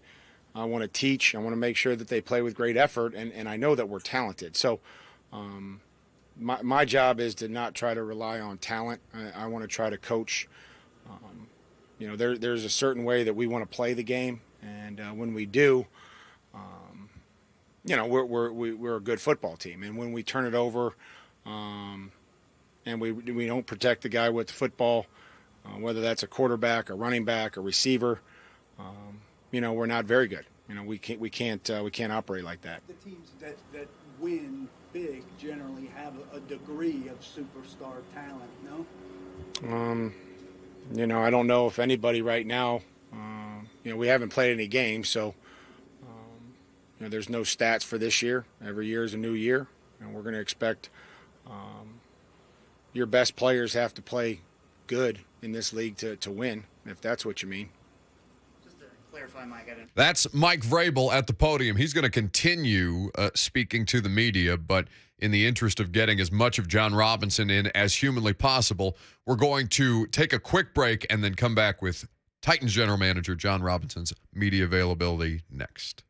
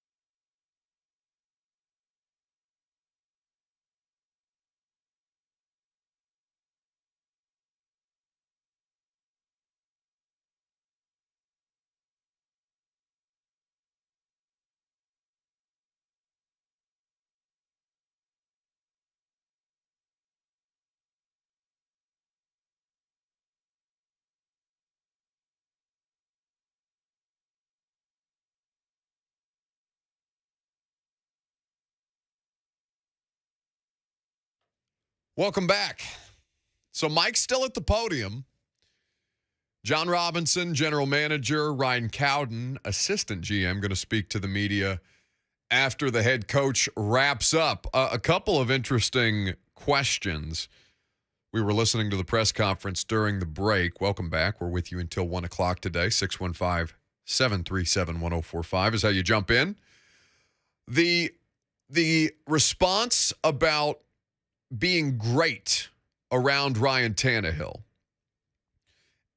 from Mike Vrabel. So the question was, do you think that you have gotten better around Ryan Tannehill? And Mike's response was something that I've kind of been, I feel, Lucas, you could correct me if I'm wrong on this, but I feel that I've been beating the drum on this for quite some time.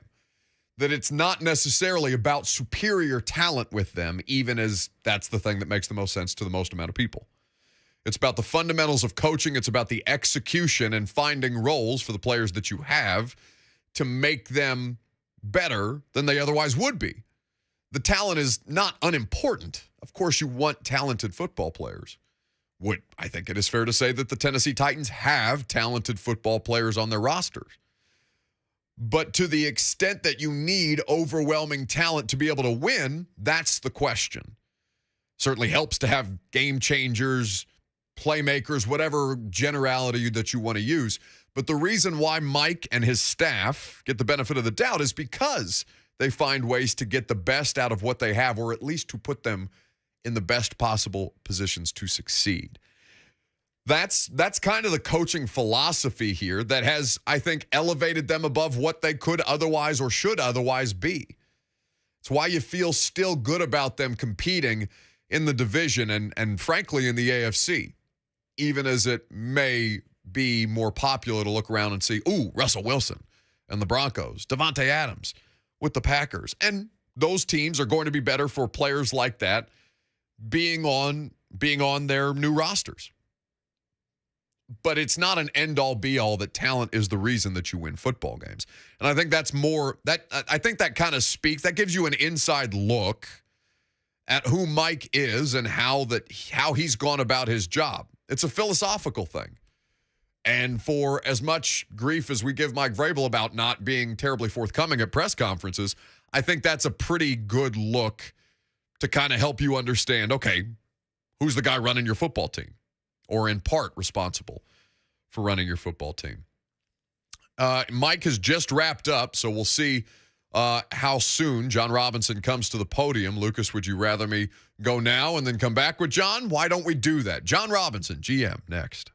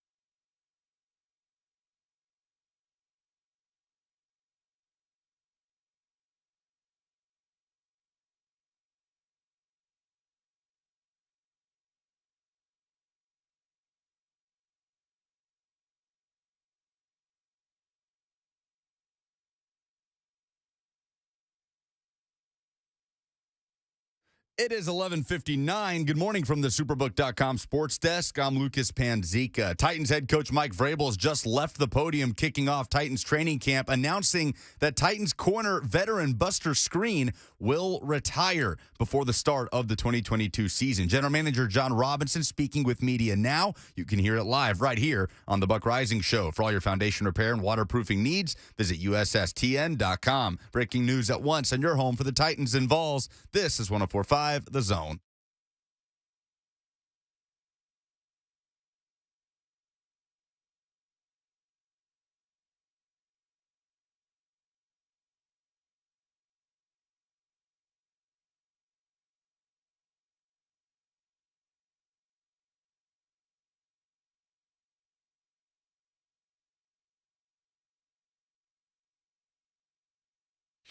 Final hour is upon us, but I'm going to shut up because the general manager, Jon Robinson, is at the podium.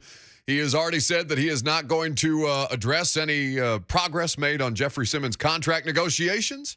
So that's between the club, the player, and the agent. So with that, we go live to St. Thomas Sports Park. Going to training camp, so I think it's probably more DB than the latter. Are there lessons, John, that you learned from the one and done over the last 2 years organizationally that can be applied now going forward that can help you avoid that? Yeah, I think every situation is unique. You know, I think that you evaluate the player, you get as much information as you can, and sometimes they work out well, and sometimes they don't. And we claimed Zach Cunningham at the end of the season last year, who wasn't playing a whole lot for Houston, but had really productive games and played a lot. You know, obviously we played against him, and he came in and was great for us. And we're excited that Zach's back. So I think every situation is unique and every situation is different. But you certainly look at the things that when it does work out, okay, well, why did that work out? You try to ask yourself, and why did it not work out? And you obviously try to not go back down the road where it didn't work out and focus more on the times that it did. Yeah, can you speak broadly to that theme of the ending of the last 2 years and maybe what the organization learns, what you learned? Well, I mean, I think the process for us is player acquisition is such a broad scope, right? Whether that comes from the college, or the pros, the street, from other teams, from waivers, trades. And I think what we went through last year was a testament not only to the process that we put in place from the personnel side, but it's a collaboration, because we may identify a player that fits characteristics or traits that we believe fit our program, but it's a collaborative effort from the coaches to get that player ready that week, from the trainers to add a new person to find out what that's about, the weight staff, equipment. It's such a big process to get all those guys in. And I think for us, it's just trying to find each and every one of those guys that fit both on the field and in the locker room as best they can. John, you guys have been saying about wanting to be great around Ryan. Now, Mike says he doesn't want to be a coach that relies on talent, but as somebody whose job is to get the talent and make a great roster, where would you say you feel like your roster is comparatively to last year around Ryan? Yeah, I mean, I don't know what all of the video game rankings have us, that have been posted over the last 2 weeks. I don't know where we stack up on that ranking, but I like the camaraderie of the group. I like the trajectory of the group. I thought we made some strides, certainly in the spring in the OTAs, and it looks like we were off to a pretty good start here the last couple of days with these young players. So, positions the positions maybe that are still kind of open, maybe some question marks. Mike talked about the 2 spots in the O-line. I guess how long ideally do you take a look at those guys? You hope that the starters are here, but how long do you give that before saying they either are or we need to still look around? Well, I mean, it's got to be a couple of weeks. We've got to get pads on, and I mean, these linemen haven't had pads on since a year, whenever the college guys finished. So you got to see those guys, actually put football pads on and run football plays. So you got to be a little conscious of that. The new players with the terminology, offensively, defensively. We got a lot of players back on defense, so that carryover terminology-wise and staff consistency certainly helps.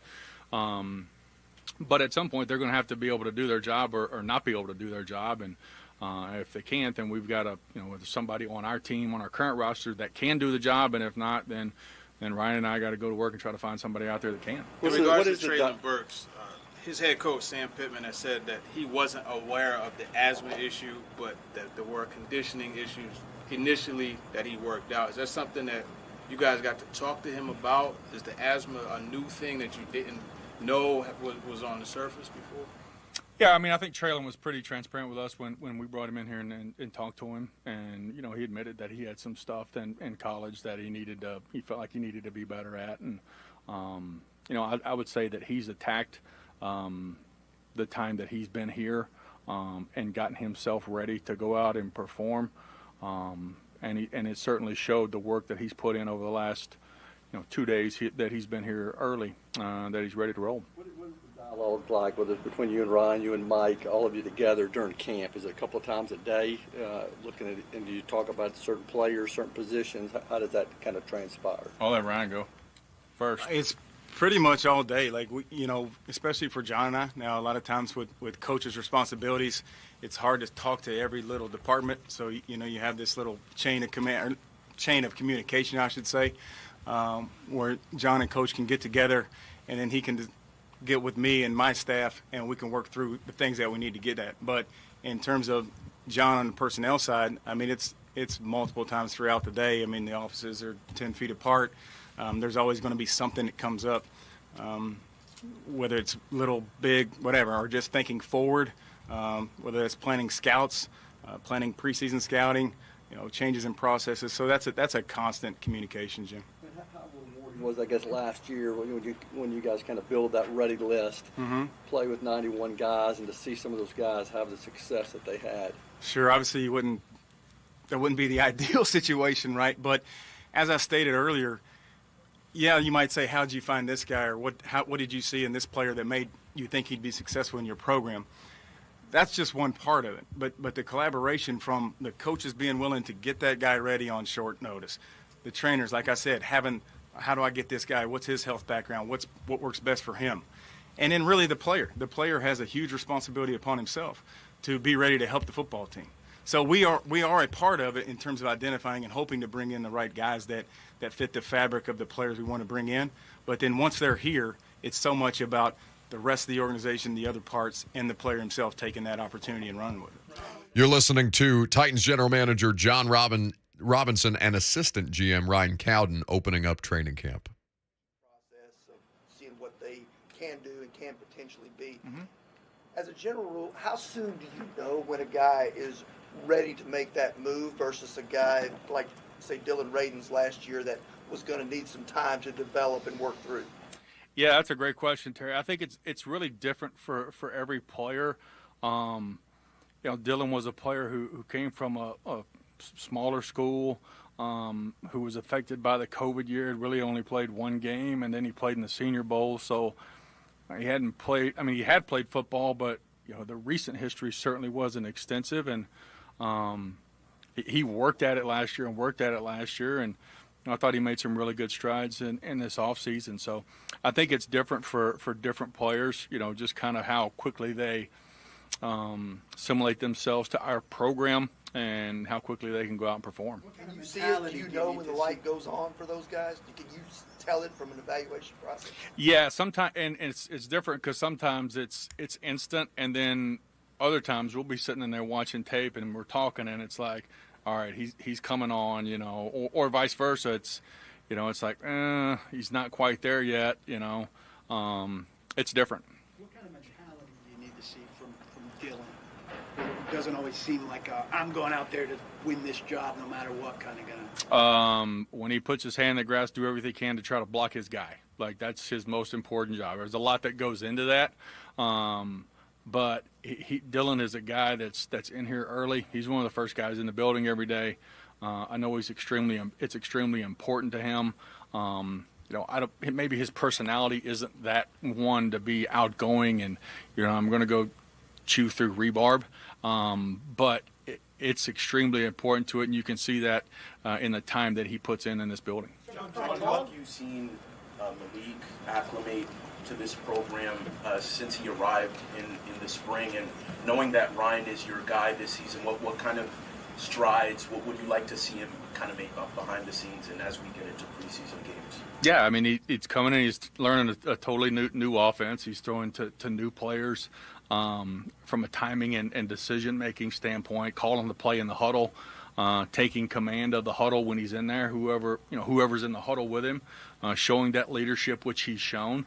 I thought that he put the ball where it was supposed to be most of the times during the spring. There were some timing things that he's got to continue to try to improve on, but another guy that's really worked hard in the offseason, certainly when they were here, and he's had a good couple days here. Jon, from a long-term standpoint, how do you balance Derrick Henry's uniqueness to the reality of what happens to running backs with high workloads as they approach the age of 30?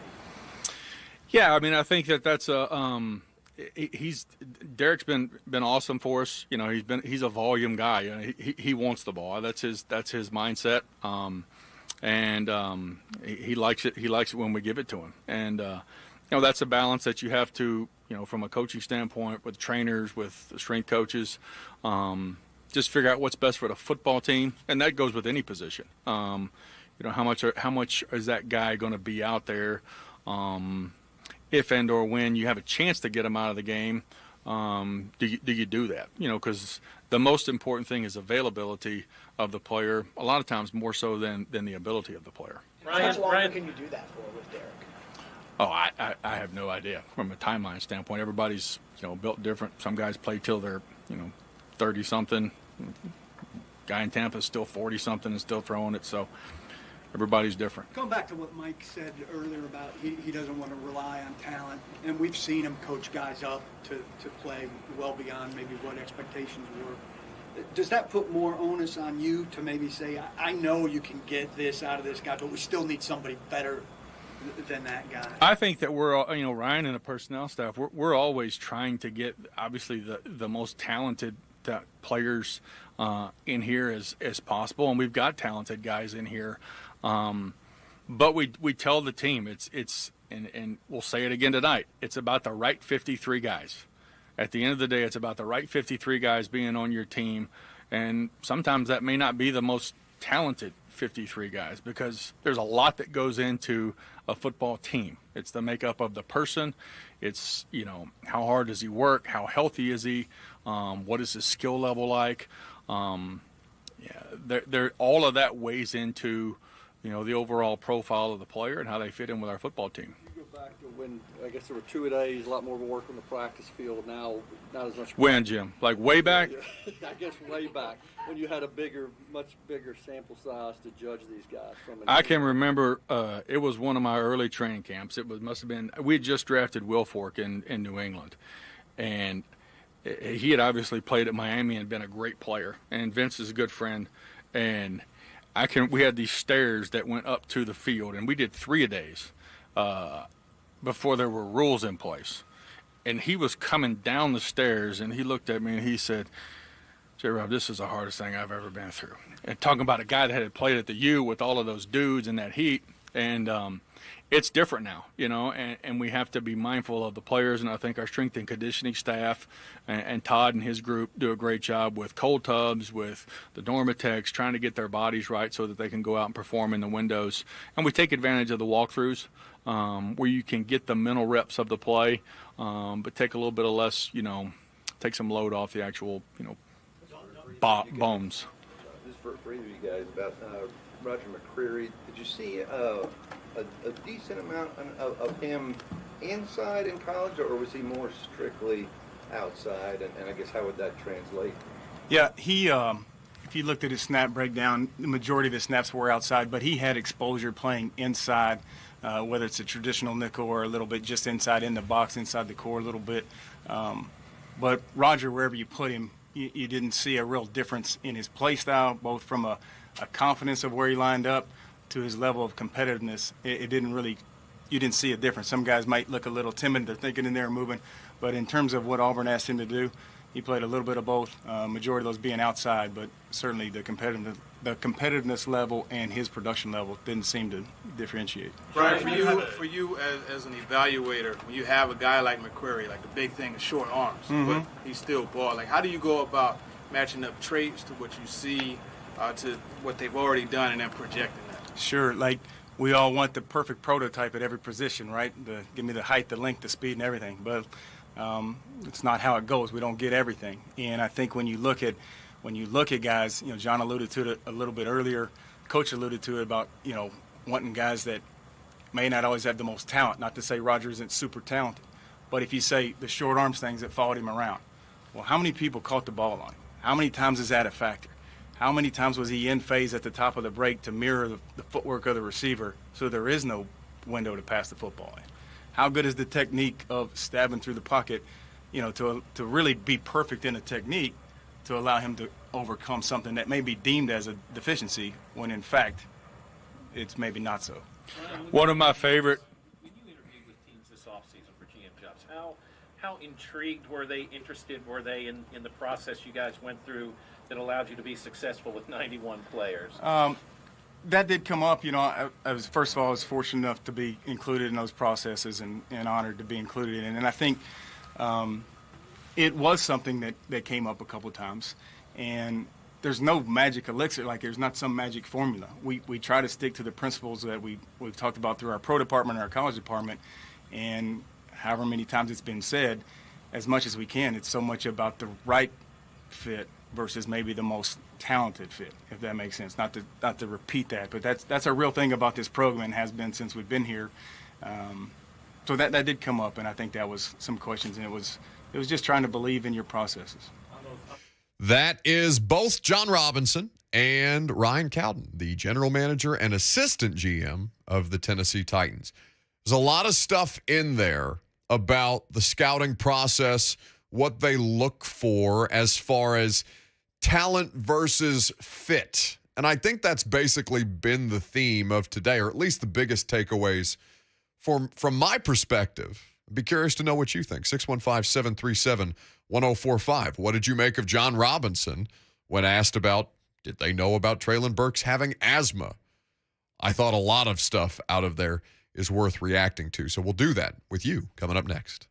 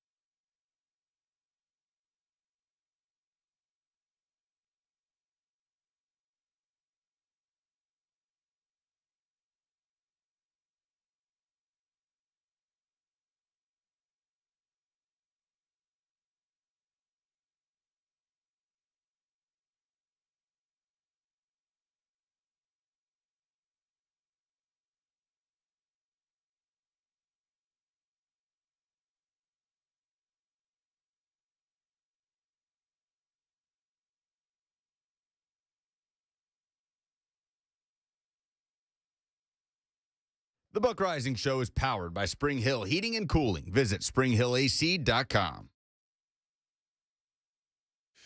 Welcome back. Jon Robinson wrapping up his media availability. I just saw a quote come out courtesy of Jimmy Wyatt's Twitter account. On the end of last season from the GM, at some point you have to move on. It's a new season and a new team. You can't let the disappointment continue to fester. You have to move on. I'm excited about this year's team and the players. I think that's a message that everybody needs to hear right now. It's done. Now, I think it's worth going back to see what else Ryan Cowden and Jon Robinson are having to say. Try to punch a ticket into the tournament and see where we go with that. But the only way to do that is to come out tomorrow and have a good practice. I'm not a really look down the road at where we need to end. It's about, because the only way you're going to get there is working hard tomorrow and trying to have a better day tomorrow than you had today and carrying that on. Having good practices with the Bucks, with the Cardinals, executing in the preseason games. We got to cut the roster down. That's always a not so fun day for me, is to tell guys they can't be here, at least on the short go, and then they maybe end up back on the practice squad.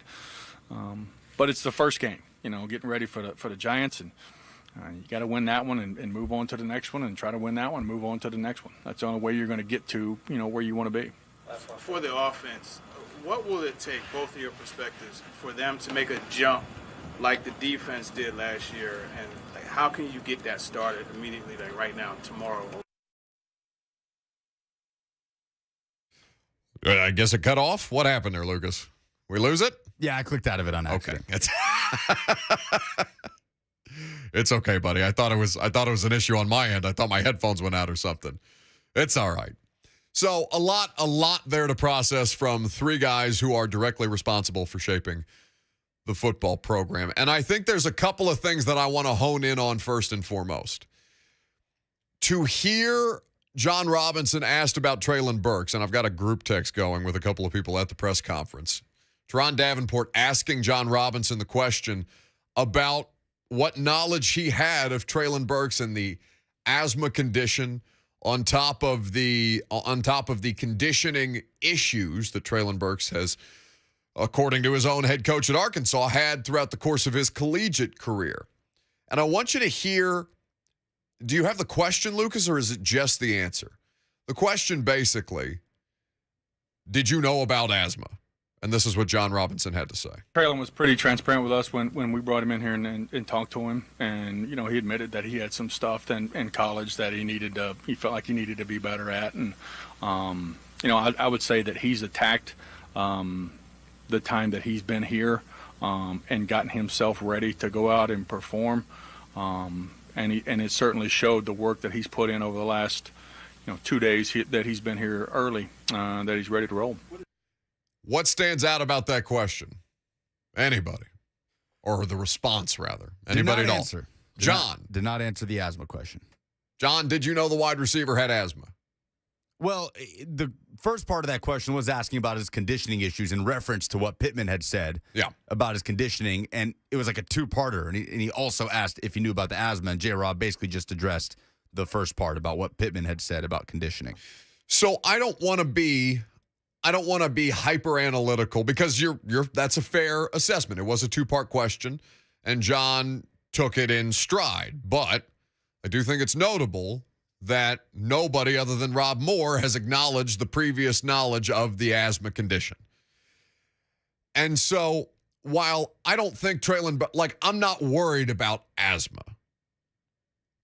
I haven't dealt with it, so I can't speak to it myself. I know many of you within the sound of my voice have dealt with asthma, deal with asthma, and all the different things, especially in a climate, humidity, weather conditions like Nashville, Tennessee presents in the summer, where it could be hugely problematic to your ability to just breathe. But that, to me, is talking around direct knowledge of knowing that the player had a specific condition prior to bringing him in.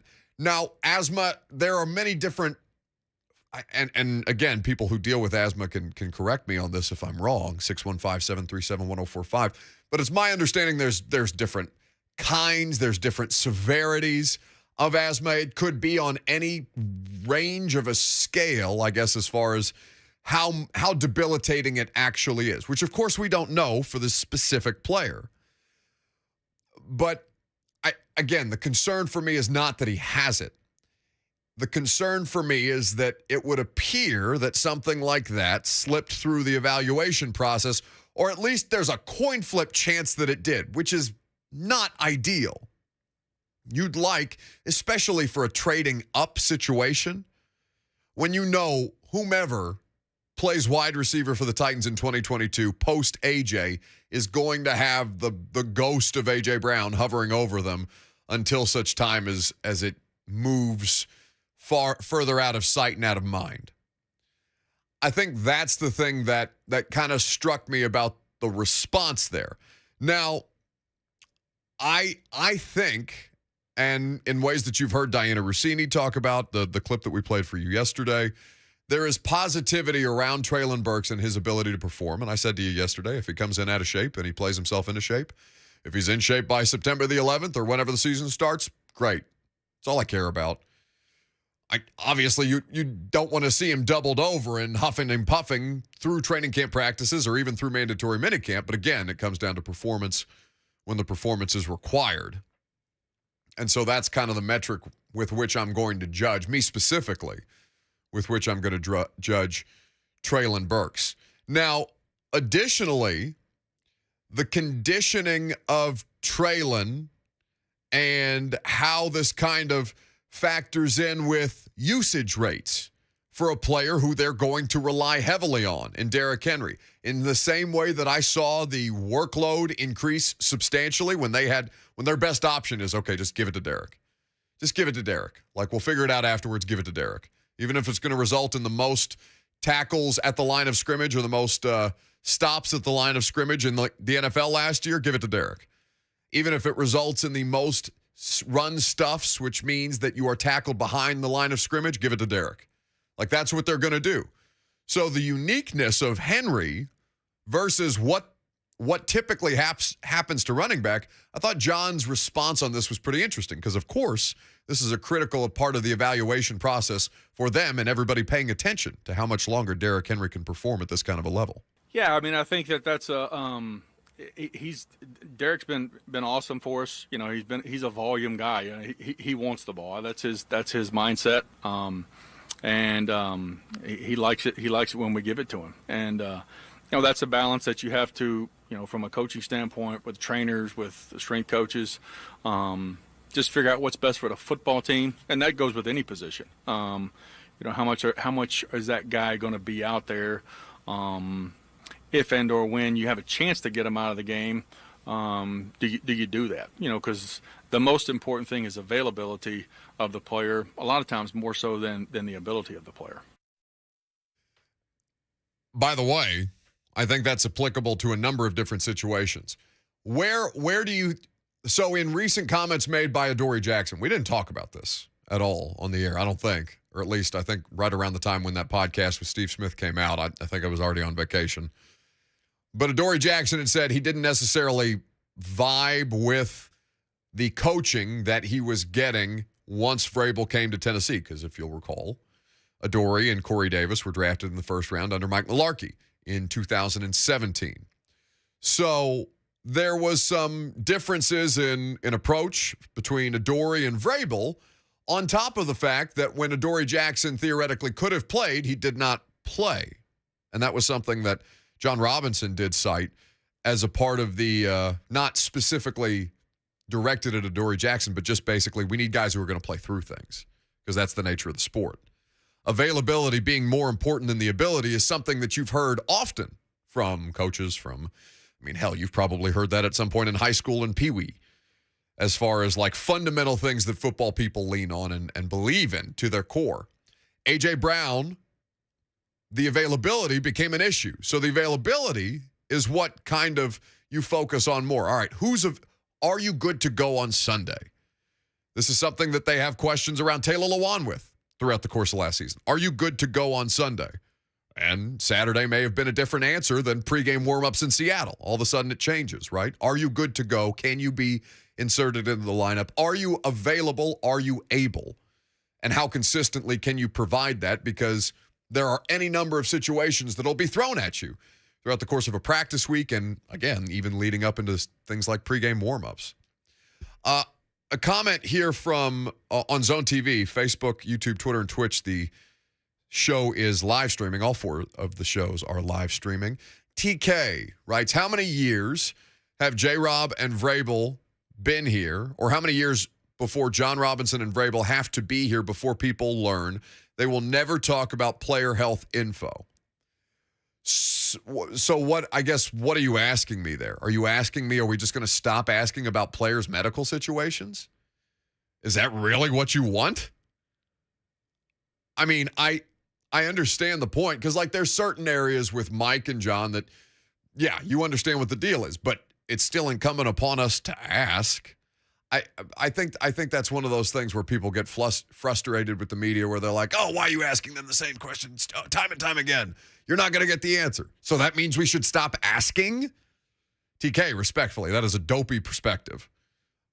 If you don't, I mean, even if it is futile. I was watching Nat Geo the other day, watching a tiger hunt a gazelle, okay? And the tiger doesn't get the gazelle in the Nat Geo clip because I don't know if they're willing to show that kind of gore on TV, but whatever. And the line from, is it David Attenborough that voices all those things? The line from David Attenborough is, you know, something like 1 in 12 tiger hunts is successful, but the tiger got to eat, right?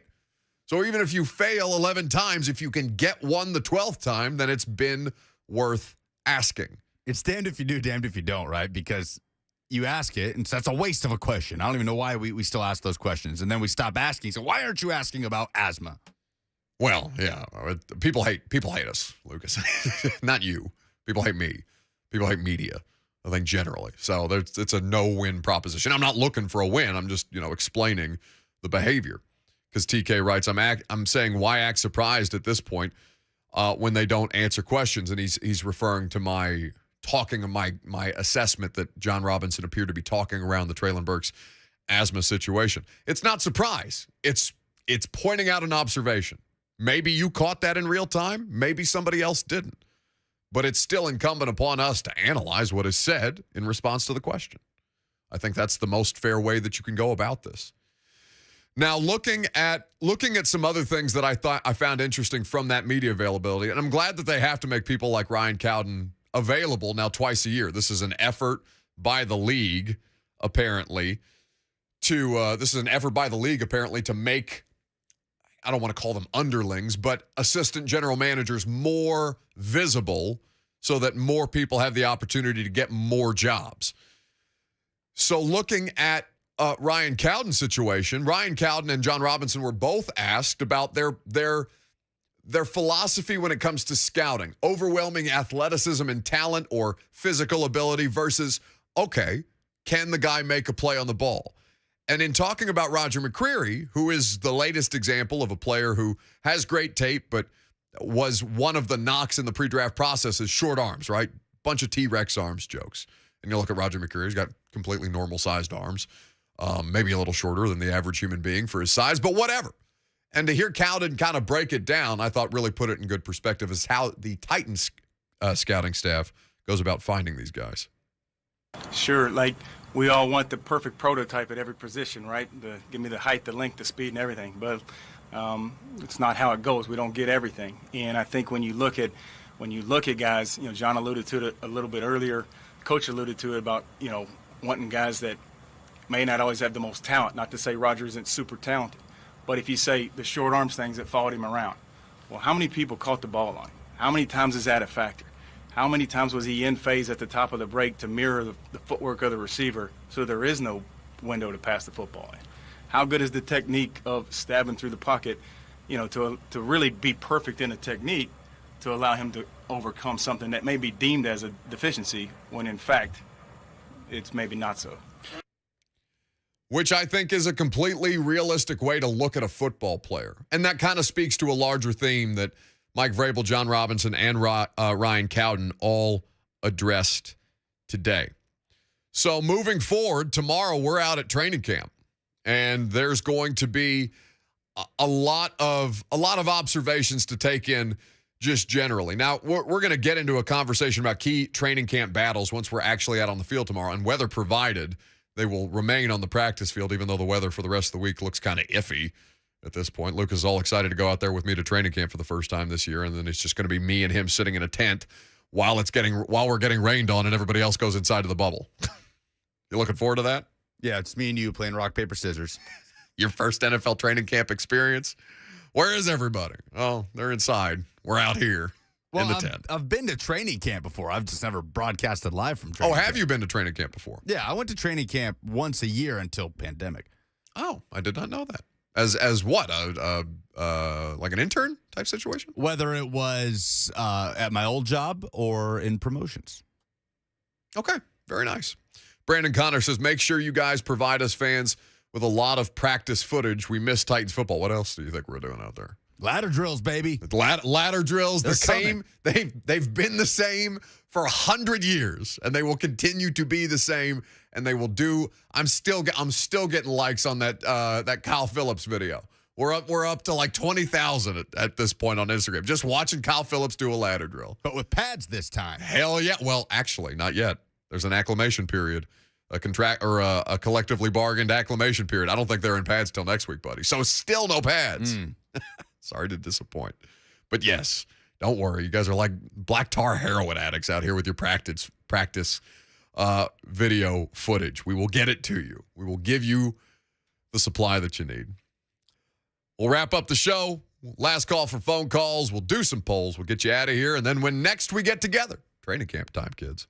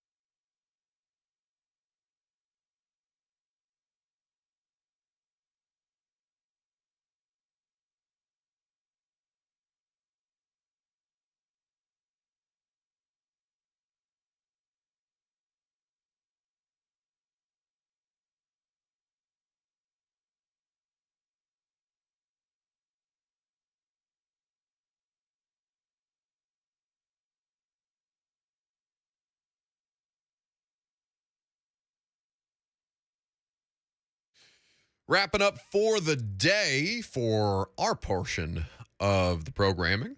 Blaine and Mickey with Alex Apple after this. 3HL. Is Brent back? Brent's still out. An off-air shrug is not helpful to me. Thank you. 615-737-1045 if you want to jump in. Last call for phone calls. We are doing a giveaway tomorrow. Well, we're doing a giveaway several times over the course of the next less than 2 weeks. Buddy, we got another event coming up. I thought we exhausted ourselves on the bowling situation, but they gave us another one. Oh, I'm excited for this one. You excited for this one? Well, good. So, Lucas and I are hosting the Zone's night out, or day out, rather. It's a whole day, at the Big Machine Music City Grand Prix. Now, that's coming up very, very soon. You can get tickets right now for a variety of different things, but what 104.5 The Zone is offering you is the Sunday General Jackson experience. So you get food on the boat all day. It's air-conditioned. They'll have TV coverage of the race. You don't have to stay on the boat the whole day. There's going to be a couple of stops. You can get on and get off the boat at the track once we get there, because included in the ticket, not just the incredible VIP experience that the General Jackson is going to offer, including a driver Q&A that I am going to host, and I'm very excited about that. But included in your General Jackson experience is a ticket to the race itself and to the post-race concert with Brantley Gilbert, Carly Pierce, Midland, and Callista Clark. So that's very exciting. Now, not only can you purchase this ticket at MusicCityGP.com, we have a variety of different ways that you can win pairs of tickets to this event, because we want, we're looking out for you.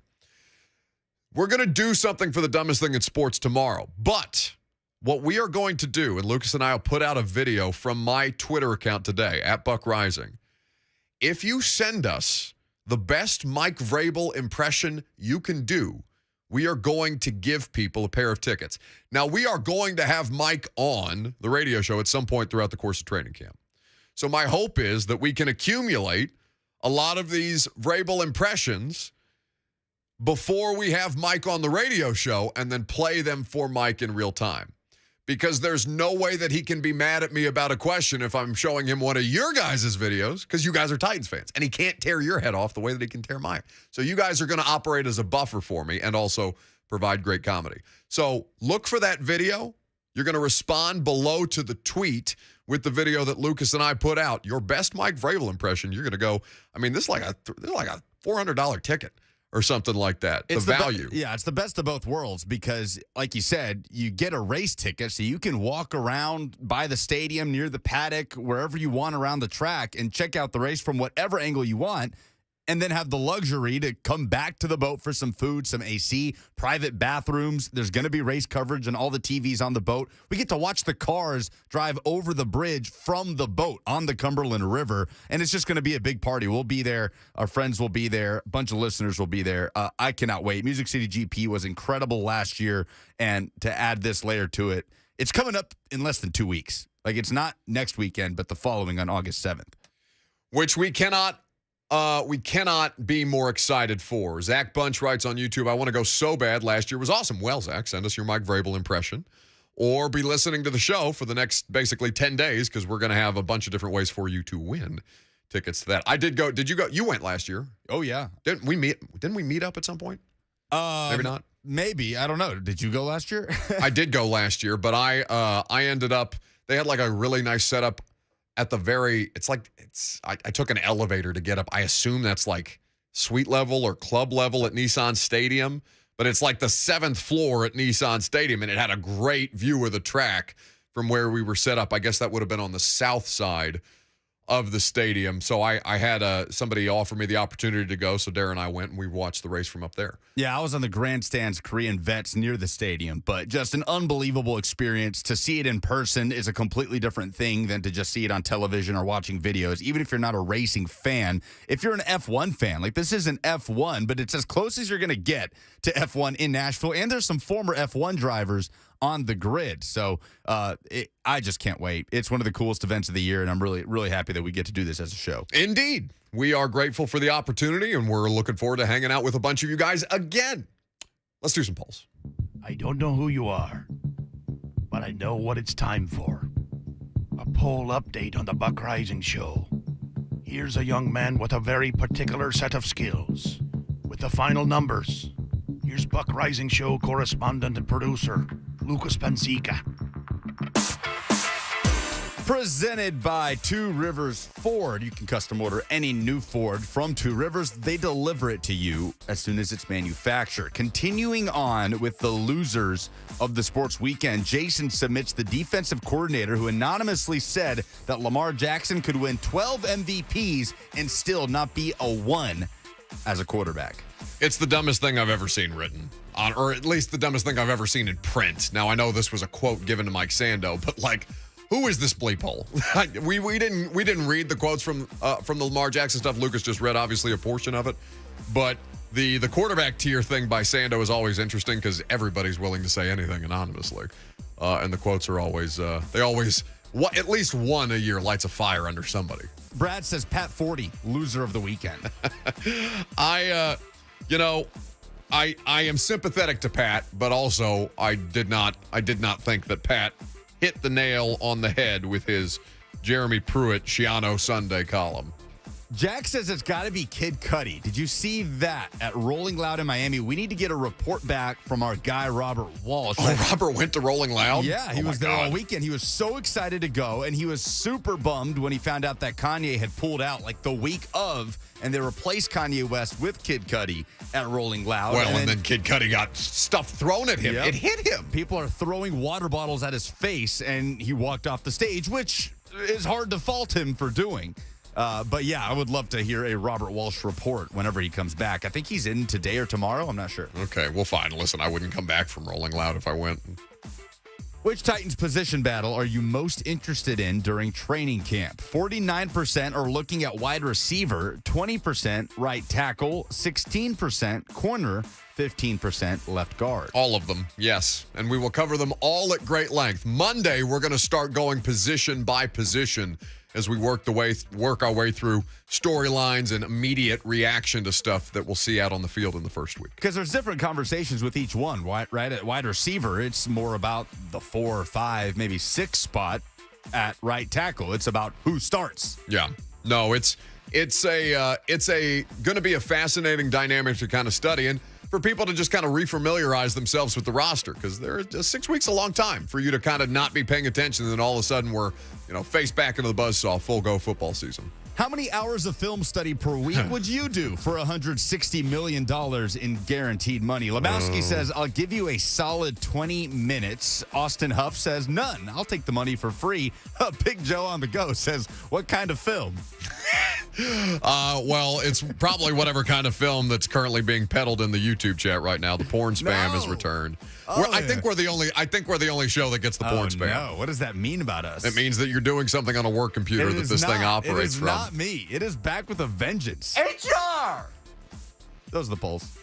That's the show. What's happening on Blaine and Mickey today? You guys doing anything fun? Alex Apple hanging out again. It is wall-to-wall Titans talk. You hear from Mike Vrabel. You will hear from Jon Robinson and Coach Mack at 2:20. Mac talk. Always a good time. Mac attack. But Blaine's not here. Unfortunate. Blaine and Mickey going to keep you guys going. 3HL on after that. Prime time tonight. We'll be diving into some of the comments from Jon Robinson and Mike Vrabel in a little greater detail. And if I don't see you then, I'll see you tomorrow at 10.